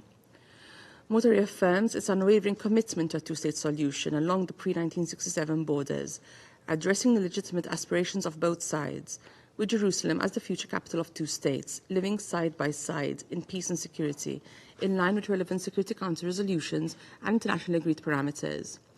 We remain convinced that this is the only path to a lasting and sustainable peace in the Middle East. I thank you. Agradezco a la representante de Malta por su declaración. Tiene ahora la palabra el representante de Francia. Monsieur le Président, je salue la présence du secrétaire général parmi nous ce matin. Je lui redis le plein soutien de la France. C'est son devoir de nous alerter pour que nous puissions remplir collectivement notre responsabilité de maintien de la paix et de la sécurité internationale. Le secrétaire général l'a dit clairement. La situation humanitaire dans la bande de Gaza est catastrophique. Une semaine après l'expiration de la trêve, elle est exposée aux bombardements, aux risques d'épidémie et de famine, au manque d'accès aux soins médicaux et aux conséquences des déplacements sur un territoire toujours plus restreint. Face à la gravité de cette crise, ce Conseil doit continuer d'agir. La France propose une nouvelle trêve humanitaire immédiate et durable qui doit conduire à un cessez-le-feu pérenne. Cela est nécessaire pour acheminer davantage d'aide. Les acteurs humanitaires ne sont plus en mesure de mener leurs opérations. Un accès sûr et sans entrave doit être assuré et le droit international humanitaire doit être respecté. La protection des populations civiles, des infrastructures civiles et de santé et des personnels humanitaires doit être pleinement garanti. L'accès à l'eau, au carburant, aux médicaments, à la nourriture et aux biens de base doit être assuré. L'ouverture de nouveaux points de passage est nécessaire, y compris celui de Kerem Shalom, tout comme l'augmentation du volume passant par Rafah. Les procédures de contrôle ne doivent pas retarder l'acheminement de l'aide. Agir, c'est aussi poursuivre notre mobilisation. C'était l'objet de la réunion de suivi de la conférence du 9 novembre, présidée par la ministre Catherine Colonna, qui s'est tenue le 6 décembre. La conférence du 9 novembre avait permis de recueillir plus d'1 milliard d'euros. Nous devons faire plus encore, y compris à travers l'UNRWA. La France a déjà annoncé 100 millions d'euros additionnels pour 2023, dont 54 millions pour l'UNRWA, ainsi qu'un nouvel envoi de fret humanitaire de 600 tonnes qui s'ajoute aux 200 tonnes déjà acheminées. Elle soigne aussi des civils sur le porte-hélicoptère d'Ixmude. Agir, c'est aussi en finir avec le Hamas et les autres groupes terroristes qui ont commis les pires exactions le 7 octobre, y compris les violences sexuelles. Il est inacceptable que ce Conseil n'ait pas encore pu condamner ces actes. Israël peut compter sur le soutien de la France pour lutter contre le Hamas. Elle a adopté des mesures contre les commandants du Hamas en vue de les étendre au niveau européen. Le Hamas et les autres groupes doivent libérer tous les otages immédiatement et sans condition. Monsieur le Président, la situation en Cisjordanie est préoccupante. La France condamne fermement les récentes décisions en matière de colonisation et les violences exercées par des groupes de colons. Les autorités israéliennes doivent les faire cesser et poursuivre leurs auteurs. La France envisage pour sa part des mesures d'interdiction du territoire français et de gel d'avoir. Elle se mobilise pour éviter un embrasement régional et elle appelle toutes les parties à la retenue. La poursuite des affrontements à la frontière entre le Liban et Israël est très préoccupante. Je rappelle notre attachement à la pleine mise en œuvre de la résolution 1701 par toutes les parties concernées.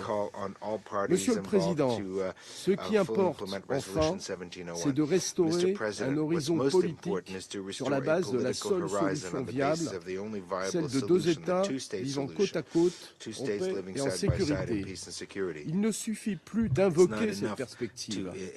Il faut la faire advenir sans plus attendre, concrètement. Procrastiner une fois de plus, c'est la certitude que la prochaine crise sera pire encore que la tragédie actuelle. La France est prête à prendre toute sa part à ces efforts. Le président de la République et la ministre sont pleinement mobilisés en ce sens et poursuivent leurs échanges continus avec leurs interlocuteurs de la région. Je vous remercie. Agradezco al representante de Francia por su declaración. Tiene ahora la representante de Suiza. Merci, Monsieur le Président, et merci d'avoir convoqué ce débat en répondant à l'appel du secrétaire général, dont la Suisse salue la présence au sein de ce Conseil aujourd'hui. L'invocation pour la première fois sous son mandat de l'article 99 de la Charte des Nations Unies témoigne de la situation dramatique qui prévaut au Moyen-Orient aujourd'hui. Je prends cette occasion pour réitérer de très sincères condoléances pour les 130 collaborateurs et collaboratrices des Nations Unies qui ont perdu leur vie. La Suisse partage la même préoccupation que le secrétaire général. La situation risque d'avoir des conséquences irréversibles pour la paix et la sécurité de la région tout entière, voire au-delà. Il est par conséquent impératif que le Conseil de sécurité soit saisi et agisse pour prévenir une détériorisation encore plus grave. La Suisse a fermement condamné à plusieurs reprises les actes de terreur, les attaques indiscriminées et les prises d'otages perpétrées par le Hamas depuis le 7 octobre dernier. Ils ont fait plus de 1200 victimes en Israël, dont de nombreuses femmes et jeunes filles qui ont été notamment exposées à des violences sexuelles et basées sur le genre. Jamais dans cette région le tribut payé par les populations civiles palestiniennes n'aurait été aussi lourd en si peu de temps. Price in such a short space of time. In 2 months, more than 17,000 Palestinians, 70,000 of whom are women and children, were killed in the bombardments in Gaza. Switzerland deplores the deaths of thousands of civilians in Israel and throughout the occupied Palestinian territory, and we express our deepest condolences to the families of all the victims. Switzerland has made respect for IHL and the protection of civilians in particular a priority for our mandate on the Security Council. Along with the Secretary-General, we have arrived at the bitter conclusion that there is, and I quote, no effective protection for civilians, and that, I quote, no one is safe, unquote, in Gaza today, not even humanitarian workers, the medical staff, and the wounded, not even journalists are safe. There were more than 63 journalists killed, according to the Media Freedom Coalition, since 7 October. Not even the 138 hostages are safe, whose immediate and unconditional release we call for. We reiterate that investigations need to be carried out into all violations of international law committed in Israel and throughout the occupied Palestinian territory to ensure that the perpetrators are brought to justice. The destruction and damage to civilian infrastructure, including more than 60% of housing units, the collapse of the medical system, the saturation of schools and other UNRWA structures which have become places of refuge for more than 1 million people, all of this plunges the Gaza Strip into total insecurity. We call for respect for IHL and human rights, while recognizing Israel's right to ensure its security. We also remind the belligerents of their obligations in the conduct of hostilities, particularly that of respecting the principles of proportionality, distinction and precaution in all circumstances. Respect for IHL and human rights is a necessity in order to prevent a regional escalation of the conflict, of which we are seeing worrying signs both in the West Bank and in Lebanon. Mr. President, Mr. Secretary-General, the humanitarian tradition to which my country was born in the midst of a battlefield of ruins. This tradition advocates the obligations to come to the aid of civilians in need.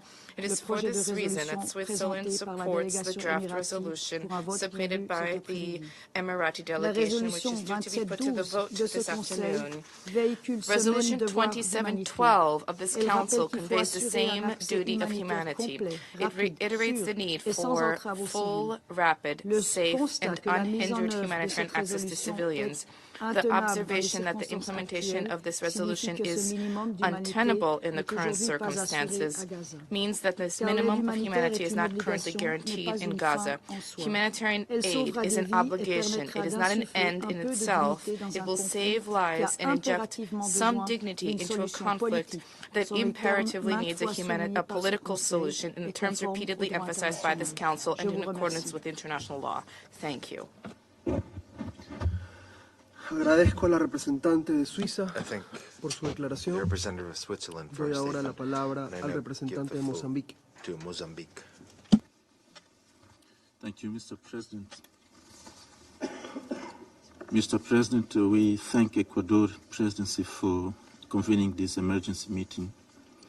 Our appreciation is extended to the UN Secretary-General, His Excellency Mr. Antonio Guterres, for calling the Security Council's attention to the escalating danger and the catastrophic implication of the Gaza situation poses to global peace and security in accordance with Article 99 of the UN Charter. Mr. President, since the resumption of hostilities on the 1st December 2023, following a week of humanitarian pause, the reports in Gaza, including the southern region, bearing the brunt of the Israel military operations, are of an increasingly worse scenario. The situation is quickly getting out of control, posing potential long-term effects on the security and stability of the region, as well as the Palestinian people in general. There is a possibility of a collapse in the humanitarian system, as highlighted by the Secretary-General, and underscores the need to collective action to avert this imminent humanitarian disaster. It is in this vein Mozambique echoes the UN Secretary-General's appeal for an immediate ceasefire to prevent the humanitarian crisis. To alleviate the continued suffering of innocent civilians in Gaza, a permanent humanitarian ceasefire between the parties is required. The repeated warnings from UN agencies, humanitarian organizations, and other players of an impending monumental humanitarian crisis in Gaza should prompt us to take immediate action. Mr. President, given the scale of loss of life in Gaza, Mozambique calls upon this Council and the international community to fully leverage their influence for the cessation of hostilities in Gaza, ensuring humanitarian assistance and restoring dialogue between the parties. We urge the Israeli authorities to implement the Security Council Resolution 2712 of November 15, 2023, to enable the delivery of life-saving supplies and services that are vital to the survival and well-being of the defenseless civilians, particularly children. Practical steps must be taken now to ensure the implementation of this resolution, including an effective mechanism.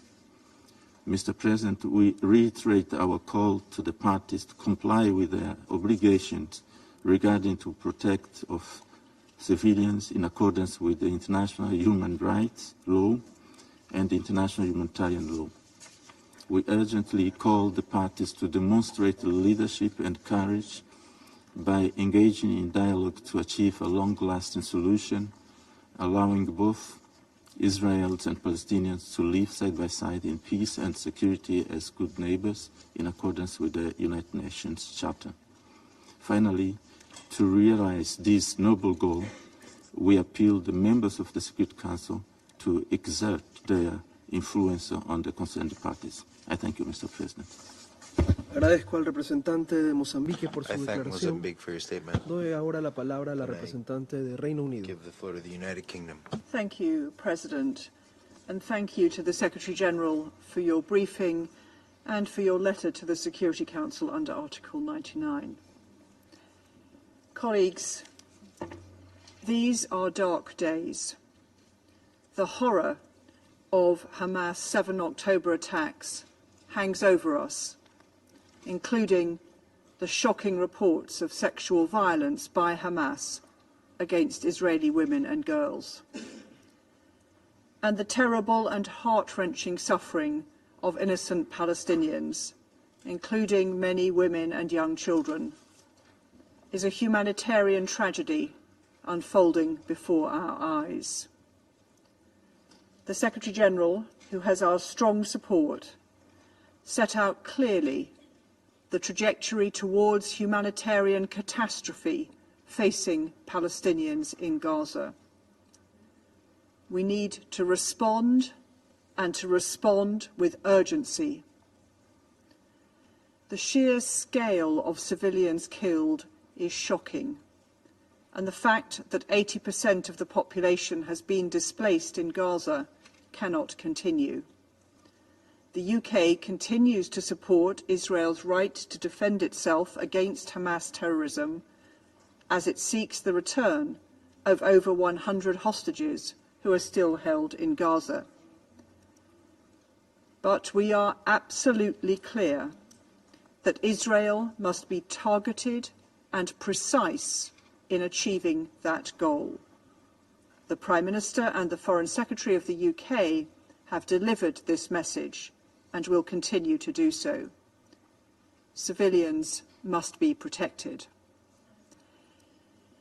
In parallel, we need a marked increase in the provision of sustainable and unhindered delivery of life-saving aid and essential services to prevent a humanitarian catastrophe from taking place. This includes increasing the types of aid allowed. The sanitation and shelter picture, together with the lack of medical provision in Gaza, is dire, and there's a desperate need for sanitation and shelter kits and vital medicines. It is welcome that Kerem Shalom will now be opened for screening aid deliveries. We urge Israel to go further and to fully open Kerem Shalom, to allow goods to cross, so that the huge volumes of aid that are needed can reach the people of Gaza. This should include, at minimum, the 200,000 litres of fuel per day for which the UN has called. It is imperative that we work to agree further urgently needed humanitarian pauses, building on the pivotal work of Egypt, Qatar and the United States. President, as we work to halt the humanitarian catastrophe in Gaza, we need also to work to avoid escalation in the West Bank, including in occupied East Jerusalem. Israel's announcement approving further settlements in the lower aqueduct area of East Jerusalem is alarming and serves only to raise the tensions in the West Bank when international effort is focusing on avoiding further conflict. Let me be clear. Settlements are illegal under international law. They present an obstacle to peace, and they threaten the physical viability and delivery of a two-state solution. This decision must be reversed with immediate effect. President, let us work together to deliver peace, dignity and security for Israelis and Palestinians alike. I thank you. Agradezco a la representante del Reino Unido por su declaración. Tiene ahora la palabra el representante de Gabón.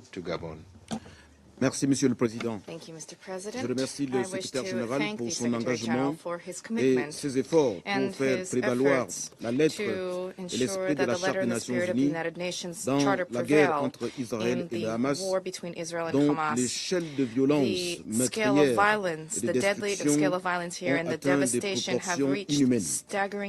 Nous exprimons notre profonde appréciation et notre soutien pour l'importante mesure de responsabilité du Secrétaire général d'activer l'article 99 de la Charte des Nations Unies. Le Conseil de sécurité se doit de répondre sans plus attendre à l'appel solennel et sans précédent du Secrétaire général devant l'ampleur de la catastrophe humanitaire insoutenable qui se déploie sous nos yeux dans le siège de Gaza.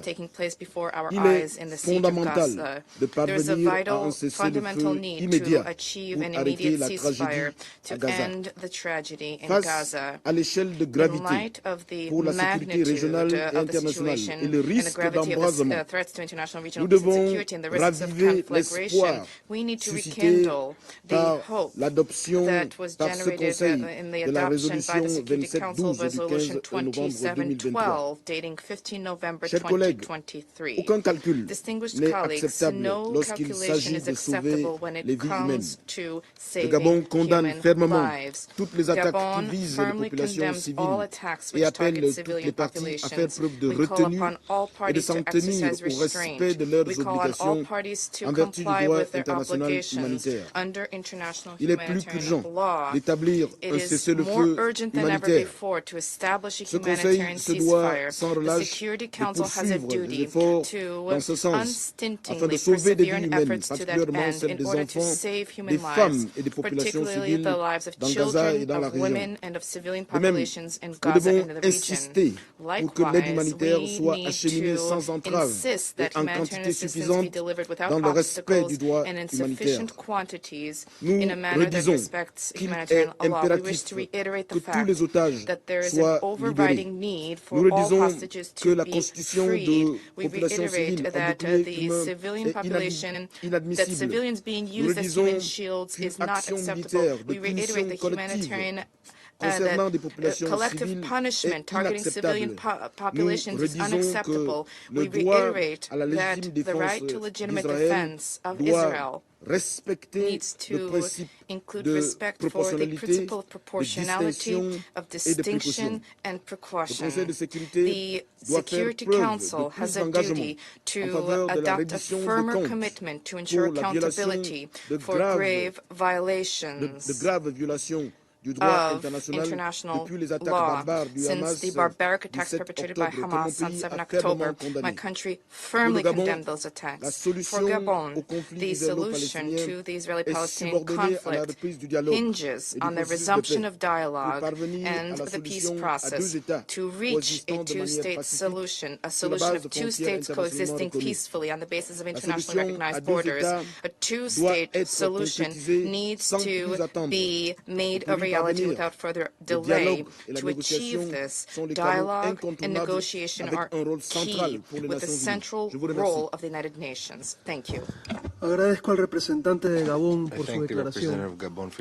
Tiene ahora la palabra el representante de Japón. Thank you, Mr. President. And I thank you, Secretary-General Guterres, for your briefing. Mr. President, it has been more than 2 months since Hamas's brutal terror attack on October 7th, where more than 1,200 people were killed in Israel and around 250 taken hostage, and more than half of whom are still held captive. We once again unequivocally condemn the terror attacks by Hamas and other militants and demand the immediate and unconditional release of all hostages. Since that attack, Gaza has descended into one of the most devastating humanitarian crises in the world. More than 17,000 Palestinians have been reportedly killed. The majority of them are women and children, and thousands more are under the rubble of destroyed buildings. This is an appalling loss of life.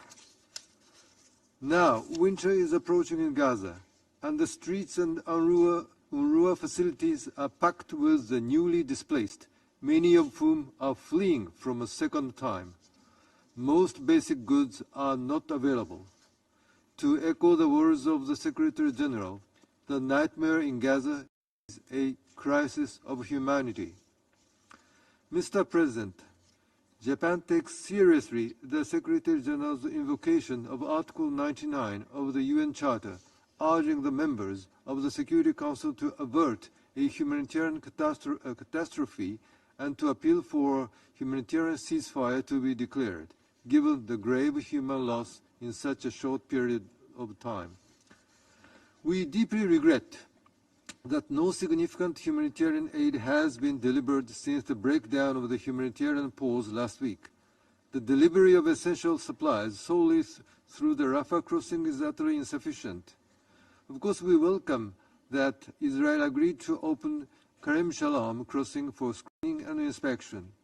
The establishment of monitoring mechanism under the authority of the UN is also critical. Japan believes the Council cannot simply watch the situation deteriorating. It is our responsibility to address this grave humanitarian situation immediately. What is more, there are increasingly serious spillovers concerns in the West Bank, Lebanon, Syria, Iraq, and the Red Sea. This situation could all too easily engulf the already volatile region. Against this backdrop, Japan's position is clear. Humanitarian concerns should be given utmost priority. All parties must abide by UN Security Council Resolution 2712. And more than that, the Council must urgently speak in a united voice, whatever the language we may agree upon, to avert a further deterioration of the humanitarian situation. The bottom line is that hostilities must stop immediately for a period that allows for meaningful humanitarian operations to avert a humanitarian catastrophe. Mr. President, only a two-state solution will enable both Israelis and Palestinians to live in lasting and secure peace. Today, that goal seems far off. Gaza has been devastated. The task of reconstruction will be enormous, and we must consider what political and security arrangement will be in place when the fighting stops. But even amidst the current disparate crisis, we must not forget that peace and coexistence is possible. I thank you, Mr. President. Agradezco al representante de Japón por su declaración. Tiene ahora la palabra la representante de Ghana. Give the floor to Ghana.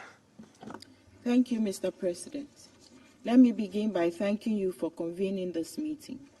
I also thank the Secretary-General for his briefing and his intervention and efforts in helping to find a solution to the ongoing war between the State of Israel and Hamas. Mr. President, the resumption of hostilities, which followed the end of the temporary humanitarian pause that was brokered by the State of Qatar and the United States, has been of great concern to Ghana. We are equally worried about the challenge of committing to the spirit of the humanitarian pauses and the obligation to preserve civilian lives and infrastructure, which makes a humanitarian ceasefire more necessary now, as called for by the Secretary-General. It is in that regard that we welcome the decision by the Secretary-General to invoke Article 99 of the UN Charter, which has only been invoked 4 times in the over 7 decades of history of the United Nations, the last time being in 1989.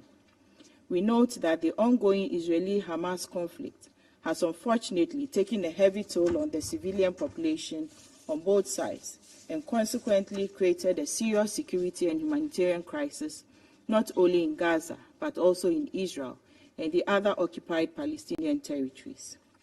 It is regrettable that civilians and non-combatants, especially those residing in the Gaza Strip, the West Bank, and Israeli communities along the border with Gaza, are bearing the brunt of the violence. We are concerned that the already dire humanitarian situation in Gaza has rapidly worsened in the last few days. Unfortunately, the use of heavy weaponry and the bombardment of Gaza has made it extremely difficult for humanitarian actors to have access to many of the internally displaced people, including the aged, pregnant women, and children who face significant challenges, including limited access to essential services such as healthcare, clean water, and electricity. Ghana, like all the other delegations, is worried about the decision by the Israeli government to expand its ground operations to cover all parts of the Gaza Strip. The decision puts the lives of the civilian population in the densely populated Gaza Strip at serious risk. We note that the destruction of critical infrastructure, including schools and hospitals, exacerbates the suffering of innocent civilians caught in the crossfire. We join in the appeal by the Secretary-General and all Council members for both Israeli security forces and Hamas to prioritize and put in adequate measures to protect civilians on both sides, as per the principles of international humanitarian law governing the legal use of force in an armed conflict. The ongoing war presents complex security and humanitarian concerns that require immediate attention by this Council. The security concerns of both Israel and the Palestinian people must be addressed. International cooperation, direct diplomatic negotiations, and a commitment by both Israel and Palestinian Authority to engage in frank dialogue are essential to address the underlying causes of the conflict and for achieving lasting peace for both Israelis and Palestinians. The security of Israel and the inalienable rights of the Palestinian people for their homeland lies in a deepened commitment to a negotiated two-state solution on the basis of the pre-1967 borders with Jerusalem as the shared capital. We call on Council members with moderating influence on both Israel and Hamas to use all means possible to heed the calls of the international community for steps leading to peace and an eventual settlement of the conflict. In closing, we wish to reiterate our long-held belief that it is only through a comprehensive and inclusive approach that the Middle East question can be settled. I thank you. Agradezco a la representante de Ghana por su declaración. Tiene ahora la palabra el representante de Brasil. Thank you, Mr. President. I thank the Presidency for convening this open briefing upon the timely request of the United Arab Emirates and the Russian Federation. I thank the Secretary-General for his important briefing. The humanitarian situation in Gaza is appalling and without precedent. Secretary-General Guterres, for the first time since the beginning of his tenure, invoked Article 99 of the Charter to address this Council. And it is not that the world has been spared from serious conflicts elsewhere since then. We commend the Secretary-General's initiative, which convenes another express call for a humanitarian ceasefire in Gaza. Appeals for a humanitarian ceasefire from the international community, the United Nations, humanitarian actors, and also by all members of this Council have justifiably multiplied over the past weeks after more than 2 months of conflict. An urgent ceasefire is even more needed now since the resumption of hostilities. The conflict has brought the humanitarian system in support of civilian lives in Gaza to the point of total and unprecedented collapse. Over 80% of Palestinians in Gaza were uprooted from their homes and are becoming ever more deprived of the minimum necessary to survive. These conditions are unacceptable. We recall Brazil's efforts in this Council since the very beginning of the crisis, including during its presidency. Our draft resolution was supported by the vast majority of Council members, but was vetoed by a permanent member, as was the case with other drafts. Our proposal called for immediate humanitarian pauses, among other provisions. If adopted on that occasion, thousands of lives would have been saved. Brazil also spared no efforts in joining the international initiatives in support of a humanitarian ceasefire and to ensuring the protection of civilians. We are being constantly reminded that there is no safe place in Gaza. The repetition of this extremely worrying statement, compounded by the increasing and devastating human toll prompted by the conflict, constitutes another wake-up call to this Council. We must step up and act responsibly to respond to this unfolding tragedy. The dramatic humanitarian situation leaves us with no alternative. We need an immediate halt in hostilities for as long as necessary, allowing for proper humanitarian action. The provisions of Resolution 2712, recently adopted by this very Council, must be fully implemented. In the absence of this, we, particularly those responsible for any failure, risk complicity and a very negative judgment by history. It is difficult to express the frustration that many of us continue to feel. That frustration is not just with Council inaction. We urge all those with power to influence the key stakeholders to allow for the necessary conditions for a meaningful action by the Council. Mr. President, once again, it is necessary to reiterate that obligations under international law, and especially international humanitarian law, must be respected in any conflict. We recall the need to act according to the principles of distinction, proportionality, necessity, and humanity. The protection of the civilian population and civilian infrastructure is an obligation under international humanitarian law, as is the prohibition of forcibly displacing civilians or the taking of hostages. We reiterate the call to allow access to hostages to the International Red Cross. All this, unfortunately, applies to the current hostilities in Gaza. There can be no politically and morally justifiable attitude towards the growing tragedy in Gaza, other than working to protect civilian lives now and keep up the pressure for the immediate and unconditional release of all hostages still held captive. We members of this Council have more than a moral imperative now. We need to do what is in our reach to stop this humanitarian catastrophe. Failing this task would likely result in a scenario where the authority and legitimacy of the Council would erode even further and prove its incapacity to discharge its duties according to the United Nations Charter, to the detriment of world peace and security, as we can see in these days. As a consequence of all said, we will vote in favor of the draft resolution tabled by the UAE for a vote this afternoon, and we co-sponsor it. Thank you. Agradezco al representante de Brasil por su declaración. A continuación, formularé una declaración en calidad de representante del Ecuador. Para comenzar, quisiera agradecer al Secretario General por su intervención de esta mañana y reiterar el respaldo del Ecuador para su trabajo y el de todo el sistema de las Naciones Unidas en estos difíciles momentos. El pasado miércoles, por primera vez en más de 30 años, se ha invocado el artículo 39 de la Carta, que permite al Secretario General llamar la atención de este Consejo hacia cualquier asunto que, a su juicio, pueda amenazar el mantenimiento de la paz y la seguridad internacional. Lo ha hecho ante la magnitud de la pérdida de vidas humanas en Gaza e Israel en los 2 meses transcurridos desde los ataques terroristas perpetrados por Hamas el 7 de octubre. Lo ha hecho porque la situación se está deteriorando rápidamente y para evitar que se derive en otro colapso total, una catástrofe con consecuencias que podrían resultar irreversibles para la paz y la seguridad en la región. Excelencias, colegas, el Ecuador ha sido claro en condenar de manera enérgica e inequívoca los injustificables y atroces ataques terroristas perpetrados por Hamas, así como en demostrar que todos los rehenes sean liberados inmediatamente y sin condición alguna. Lo hemos hecho en repetidas ocasiones en este y en otros foros, y hoy lo volveremos a hacer. Asimismo, hemos sido claros en recordar que el pueblo palestino tiene un derecho inalienable a la libre determinación y aspiraciones legítimas de vivir con seguridad, libertad, justicia, oportunidades y dignidad.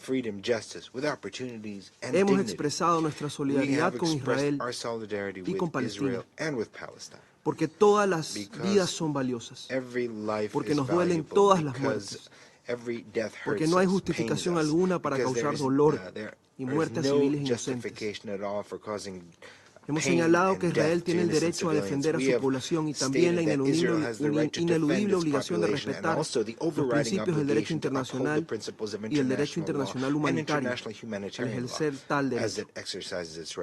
También hemos rechazado el uso de civiles como escudos humanos por parte de Hamas. En definitiva, nuestra posición ha sido clara y ha estado fundamentada en el derecho internacional y en la defensa de la vida y la dignidad humana.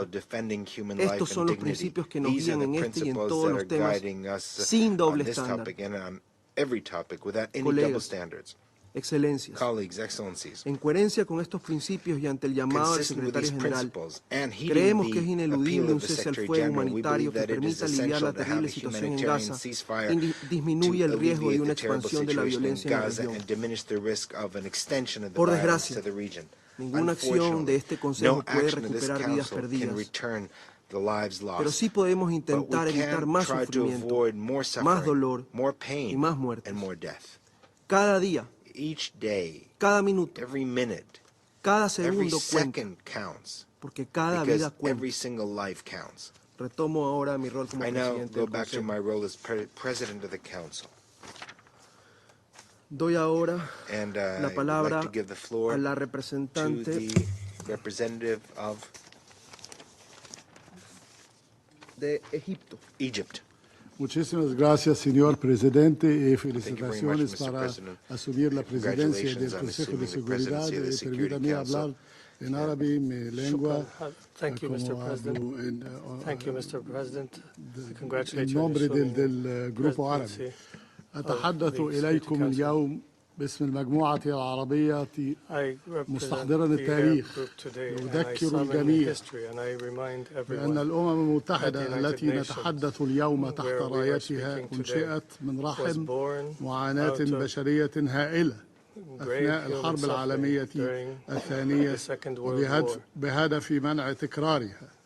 لقد وضعت الدول المؤسسة لميثاق الأمم المتحدة نصب أعينها أن الهدف الأسمى لهذه المنظمة والمهمة والواجب الأول لهذا المجلس المؤقت مجلس الأمن هو ما نص عليه الميثاق وأقتبس: نحن شعوب الأمم المتحدة قد ألينا على أنفسنا أن ننقذ الأجيال المقبلة من ويلات الحروب وأن نؤكد من جديد إيماننا بالحقوق الأساسية للإنسان وبكرامة الفرد. وفي سبيل هذه الغايات اعتزمنا أن نضم قوانا كي نحتفظ بالسلم والأمن الدوليين. نهاية الاقتباس. سيد الرئيس، إن العالمين العربي والإسلامي بل وكل الشعوب المحبة للسلام والعدل وكل صاحب ضمير حي بات ينظر لدور هذه المنظمة وهذا المجلس وتحديدا في هذه الكارثة الإنسانية غير المسبوقة التي تحيق بالشعب الفلسطيني الأعزل بكثير من الغضب والاتهام، نعم الاتهام والانتقاد، لغياب العدل والمساواة والإنصاف بعد أن عجز المجلس لمدة شهرين عن أداء واجبه في وقف إطلاق النار، بل وبات فيه مع الأسف من يعرقل هذا الوقف ويمنعه في سابقة خطيرة ستؤثر حتما إن لم تكن أثرت بالفعل على مصداقية منظمة الأمم المتحدة في التعامل مع الأزمات الحالية والمستقبلية. سيد الرئيس، يحل اليوم مطلع الشهر الثالث للحرب على غزة التي أسفرت حتى الآن عن مقتل أكثر من 17,000 قتيل فلسطيني من أبرياء هذا الشعب الأبي الأعزل. 70% من هؤلاء الضحايا من النساء والأطفال، وهي نسبة تكذب وبشكل فاضح الادعاء بأن هذه حرب على جماعة مسلحة. هي حرب للعقاب الجماعي It is a war of والإبادة الجماعية للأسف الشديد للشعب الفلسطيني، حيث أدت الحرب إلى تدمير أكثر من 60% من المباني والمنشآت السكنية في القطاع، وتدمير وإلحاق الضرر بأكثر من 339 منشأة تعليمية و26 مستشفى و56 منشأة صحية أخرى و20 مرفق خاص بالمياه والصرف الصحي و121 مقرا حكوميا و56 سيارة إسعاف و100 مسجد، ناهيك عن الأمم المتحدة استهداف الأمم المتحدة ذاتها التي لم تسلم من القتل والدمار بعد أن قتل من موظفيها ما يزيد عن 130 موظف أممي. وأود هنا باسم كل العرب أن أشيد بشجاعة ونزاهة العديد من موظفي الأمم المتحدة سواء في الأرض الفلسطينية المحتلة أو في مقر وعلى رأسهم السكرتير العام للأمم المتحدة السيد أنطونيو غوتيريش على أدائهم لمهامهم وواجباتهم ومساعيهم الصادقة لمساعدة الشعب الفلسطيني وما يبدونه من شجاعة وإخلاص في الدفاع عن قيم هذه المنظمة العريقة رغم الاستهداف الإجرامي بحقهم ورغم المصاعب التي تفرضها إسرائيل القوة القائمة بالاحتلال على عملهم ورغم ما يتعرضون له من حملة إرهاب وتشويه. المجموعة العربية تشد على أيديكم بكل قوة وتحيي نزاهتكم. أنطونيو غوتيريش، لازاريني، لين هاستينغز، سيما بحوث، مارتن جريفيث، تور وينسلاند، وسنقف بجواركم طالما استمر وفاؤكم بواجباتكم وحفاظكم على قيم الأمم المتحدة. سيد الرئيس، تسجل المجموعة العربية أمامكم جميعا أن العدوان الإسرائيلي أفضى إلى نزوح أكثر من 1.5 مليون فلسطيني داخل قطاع غزة. 85% من سكان القطاع أجبروا قسرا على النزوح والعيش في ظروف بالغة الصعوبة في مقرات الأونروا والمدارس والمستشفيات وفي العراق، ظروف تمثل أبشع صور جرائم الحرب والجرائم ضد الإنسانية والتي تهدف بشكل واضح وبكل الأسف لمحاولة القضاء على الشعب الفلسطيني وتصفية قضية. سيد الرئيس، في الضفة الغربية والقدس الشرقية أيضا تتصاعد جرائم المستوطنين تحت نظر وحماية الجيش الإسرائيلي، حيث أصبحنا أمام عملية قتل ممانهة بحق أبناء الشعب الفلسطيني الذي سقط منه بالضفة الغربية والقدس الشرقية منذ أكتوبر الماضي ما يزيد عن 250 قتيل شهيد، علاوة على العديد من النازحين بسبب التوسعات الاستيطانية، الاستيلاء على البيوت وهدم المنشآت وهجمات المستوطنين الإرهابية. وتسجل المجموعة العربية أن هذا الاحتلال الغاشم يتمادى في غيه أيضا بالهجوم المتكرر على كل من سوريا ولبنان والتي يستهدف خلالها القرى الآمنة في جنوب لبنان والجيش اللبناني والصحفيين الذين ينقلون الحقائق تحت ذرائع واهية وبشكل قد يجر المنطقة بأسرها للمواجهة الإقليمية واسعة. سيد الرئيس، تدعو المجموعة العربية مجلس الأمن للنهوض بواجباته ومسؤولياته تجاه حفظ السلم والأمن الدوليين، وتطالبه في هذا السياق بوقف إطلاق النار الإنساني فورا وفقا لمشروع القرار العربي المطروح أمامكم لحقن الدماء. تلك فرصة للمجلس لإنقاذ ما يمكن إنقاذه بعد أكثر من 60 يوما من اندلاع الحرب. كما ندعو المجلس أيضا للتعامل الحثيث مع الوضع الإنساني المأساوي في قطاع غزة. وقد وضعت الإمارات العربية المتحدة العضو العربي بالمجلس أيضا نظركم مشروع قرار إنساني آخر بهدف دفع تدفق المساعدات humanitarian draft resolution in order to increase the assistance to the unarmed Palestinians through all crossings. Mr. President, the Arab group stresses once again that demanding a ceasefire and opening the crossings and allowing the flow of humanitarian assistance is not an act of pity or sympathy, but it is a right of civilians enshrined in international instruments and the agreed principles of humanitarian rights. It is also a political obligation and legal and moral obligation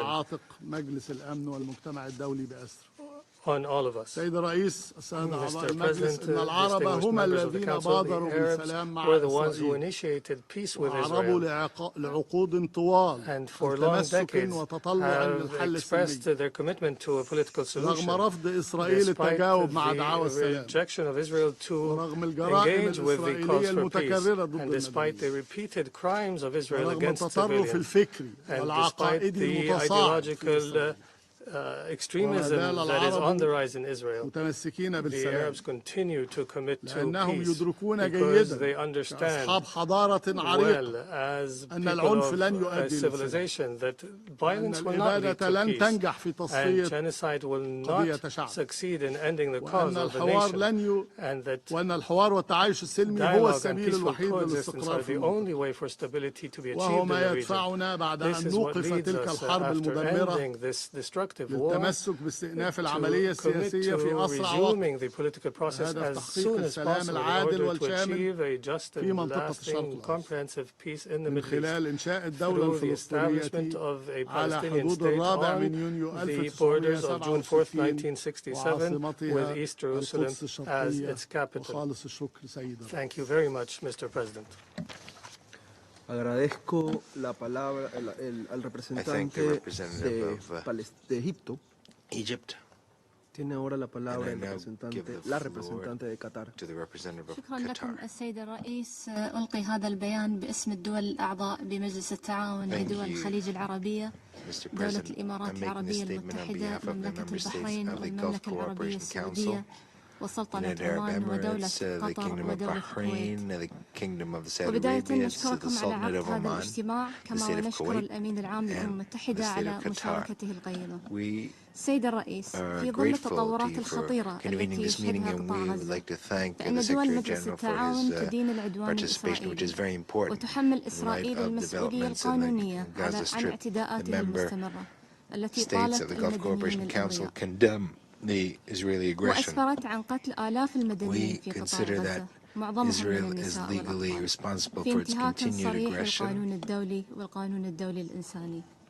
وترفض دول مجلس التعاون أي مبررات وذرائع لوصف العدوان الإسرائيلي على قطاع غزة بأنه دفاع عن النفس، وتطالب دول مجلس التعاون المجتمع الدولي باتخاذ الإجراءات اللازمة ضمن القانون الدولي للرد على ممارسات الحكومة الإسرائيلية to consider the Israeli aggression as an act of self-defense. The international community must take necessary steps in the framework of international law to react to Israeli practices and the measures of collective punishment against the inhabitants of Gaza. We invite the international community to provide protection to brethren Palestinian people.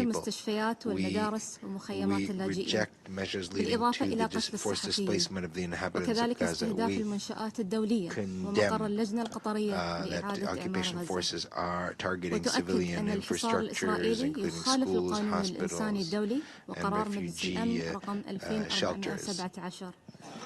Also, the occupation forces are killing journalists and are targeting international facilities, as well as the headquarters of the Qatari Committee for the Reconstruction of Gaza. The Israeli blockade contravenes international humanitarian law and Resolution 2417, للتوصل إلى الهدنة الإنسانية وتمديدها، التي سمحت بتبادل الأسرى وإيصال المساعدة.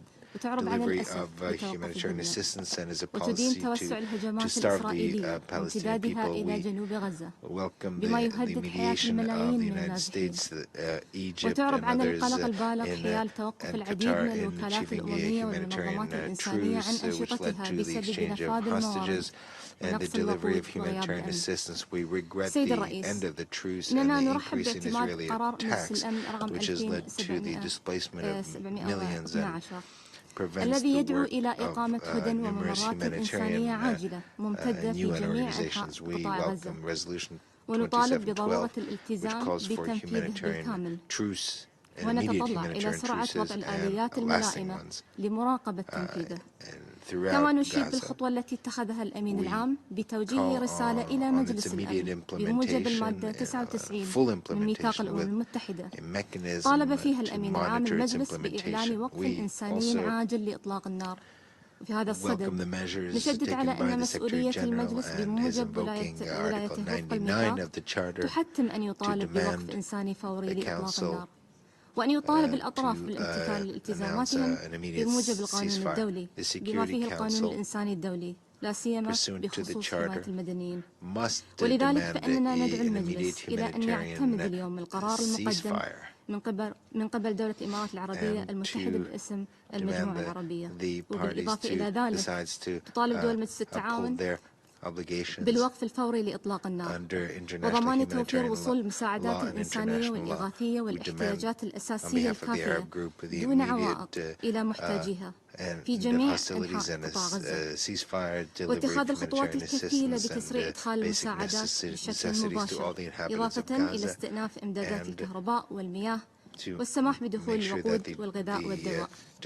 سيد الرئيس، لقد سارعت دول التعاون إلى تقديم المساعدات الإنسانية الإغاثية للأشقاء في غزة، إضافة إلى الدعم المالي المستمر لتلبية الاحتياجات الإنسانية ودعم أنشطة الأمم المتحدة وخاصة وكالة الأنروا التي ازدادت احتياجاتها في ظل الدور المحوري الذي تؤديه خاصة في ضوء الاعتداءات الإسرائيلية على منشآتها وموظفيها. بهذا الخصوص ندعو المجتمع الدولي إلى زيادة الدعم الإنساني العاجل لصالح نداءات الأمم المتحدة الإنسانية ووكالة الأنروا.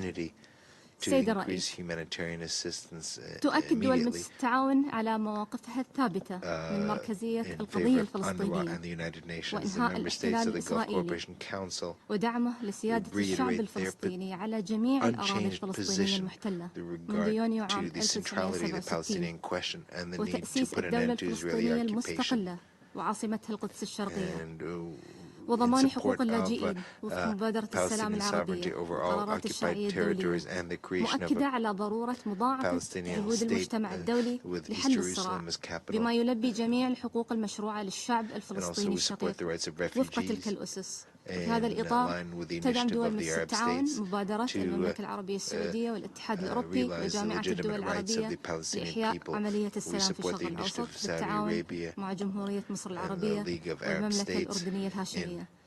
كما تدعو مجلس الأمن إلى إصدار قرار باستكمال الاعتراف الدولي بدولة فلسطين المستقلة وأن تنال العضوية الكاملة في الأمم المتحدة. ختاما السيد الرئيس، نغتنم هذه الفرصة لنعرض مجددا عن وقوف دول مجلس التعاون مع الشعب الفلسطيني الشقيق أثناء هذه المحنة الراهنة ودعمها لثباته على أرضه وتضامنها التام معه إلى حين حصوله على جميع حقوقه المشروعة. وشكرا لكم السيد الرئيس. We must be intransigent and act until we achieve their full rights. Thank you very much. Agradezco a la representante de Qatar. Tiene ahora la palabra el representante de Indonesia. To the representative of Indonesia.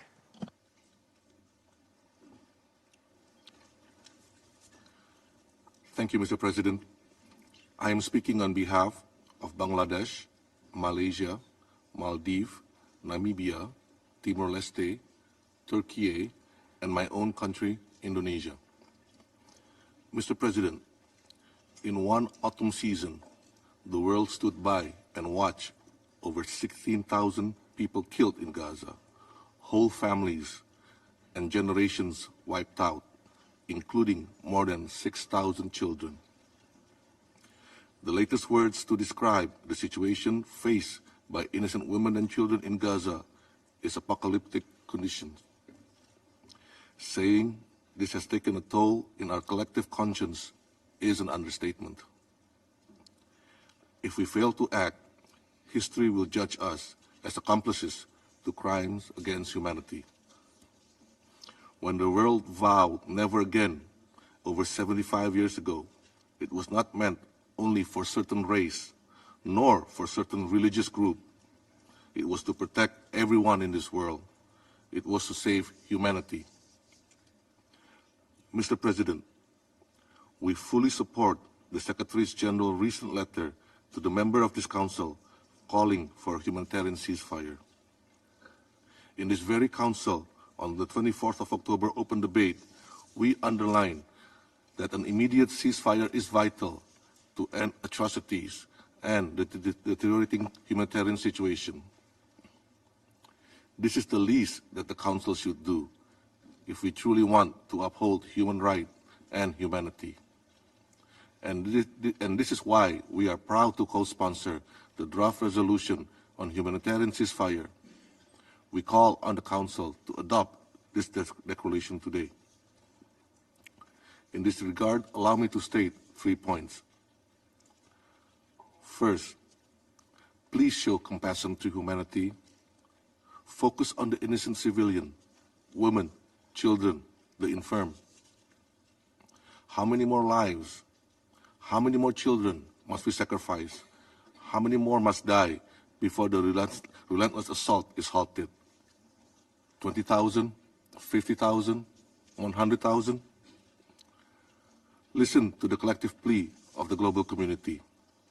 Stop the attack on women and children in Gaza. Let adequate humanitarian assistance into all parts of Gaza. Second, the threat of spillover of the conflict may not just be regional, but global. The situation in Gaza is being broadcast 24/7, uncensored, through social media and electronic channels. The world watches in horror as women and children become innocent casualties in this devastating conflict. We cannot afford to let radical elements take up arms in different parts of the world, or even radicalize the moderates. Lastly, let us reaffirm our commitment to uphold international law and international humanitarian law in its entirety. There must be no double standard in upholding international law and international humanitarian law, in upholding accountability. It should be applied equally to all countries, no matter big or small. There must be no double standards on humanity. For these reasons, we appeal to members of the Council, do the right thing. Stop these inhumane acts against the Palestinians. Listen to your conscience. Let us choose peace over conflict, compassion over cruelty, and unity over division. Let us work to bring peace to Palestine and Israel. Let us address the root cause and make the two-state solution a reality. Thank you, Mr. President. Agradezco al representante de Indonesia por su declaración. Doy ahora la palabra a la excelentísima señora Heda Samson, encargada de negocios interina de la delegación de la Unión Europea ante las Naciones Unidas. Thank you, Mr. President. The EU supports the UN Secretary-General's call for the UN Security Council to act to avert the humanitarian catastrophe in Gaza and the collapse of the humanitarian system. Urgent action is needed to ensure the protection of all civilians. The EU deplores the high number of civilian casualties killed, the majority of which are women and children. We commend the strong efforts of the UN and all humanitarian actors to deliver life-saving aid in extremely dire conditions. We deplore the death of a record number of UN staff members and other humanitarian workers who have paid the ultimate price. Full respect of international law and international humanitarian law by all sides is of paramount importance. We urge all sides to respect these principles and note that there must be accountability for violations of international law. The EU calls for the urgent implementation of UN Security Council Resolution 2712 and supports its call for urgent and extended humanitarian pauses and corridors throughout the Gaza Strip for a sufficient number of days to enable, consistent with international humanitarian law, full, rapid, safe and unhindered humanitarian access. The civilian population is in desperate need of more food, water, fuel, electricity and medical care, as well as safe shelter. We regret that since the end of the humanitarian pause, the entry of humanitarian aid has declined from already insufficient levels. Access to these necessities must be urgently restored at sufficient levels to address the very high level of need, and we call for establishing additional routes to bring in life-saving aid to Gaza. The EU stands ready to continue its support, while it has already increased its humanitarian aid to more than 100 million euros. The EU and its member states will continue to work closely with international partners, the UN and other agencies, as well as countries in the region. Mr. President, there is no justification for terror. The European Union has condemned in the strongest possible terms Hamas' brutal and indiscriminate terrorist attacks across Israel. Israel has the right to defend itself, in line with international law and international humanitarian law. All hostages must be immediately released, and ICRC must be granted access to them and allowed to bring them required medical support. The EU continues efforts with its partners to prevent regional escalation, and we continue to engage with Israel, the Palestinian Authority, as well as other regional and international partners to this end. We call on regional actors to refrain from any action that can further aggravate the situation. The Palestinian Authority must be supported by all members of the international community, and it must be reinvigorated to ultimately return to govern Gaza as the legitimate Palestinian governance body in charge of the whole occupied Palestinian territory. Democratic Palestinian institutions based on respect for the rule of law and human rights are vital for the Palestinian people. The EU deplores the increased extremist settler violence in the West Bank and recalls that Israel has the duty to protect civilians in the West Bank, to hold perpetrators accountable and ensure that the IDF intervenes. Furthermore, in line with the EU's commitment to implement Security Council Resolution 2334 and recalling that settlements are illegal under international law, constitute an obstacle to peace and threaten to make a two-state solution impossible, the EU reiterates its strong opposition to Israel's settlement policy and actions taken in this context. Mr. President, the EU underlines that the only sustainable solution that will bring security to the Middle East is peace. The European Union is ready to contribute to reviving a political process on the basis of the two-state solution, including through the Peace Day effort, and welcomes diplomatic peace and security initiatives and supports the holding of an international peace conference soon. I thank you. Agradezco a la excelentísima señora Samson por su declaración. No hay más intervenciones inscritas en la lista. Se levanta la sesión.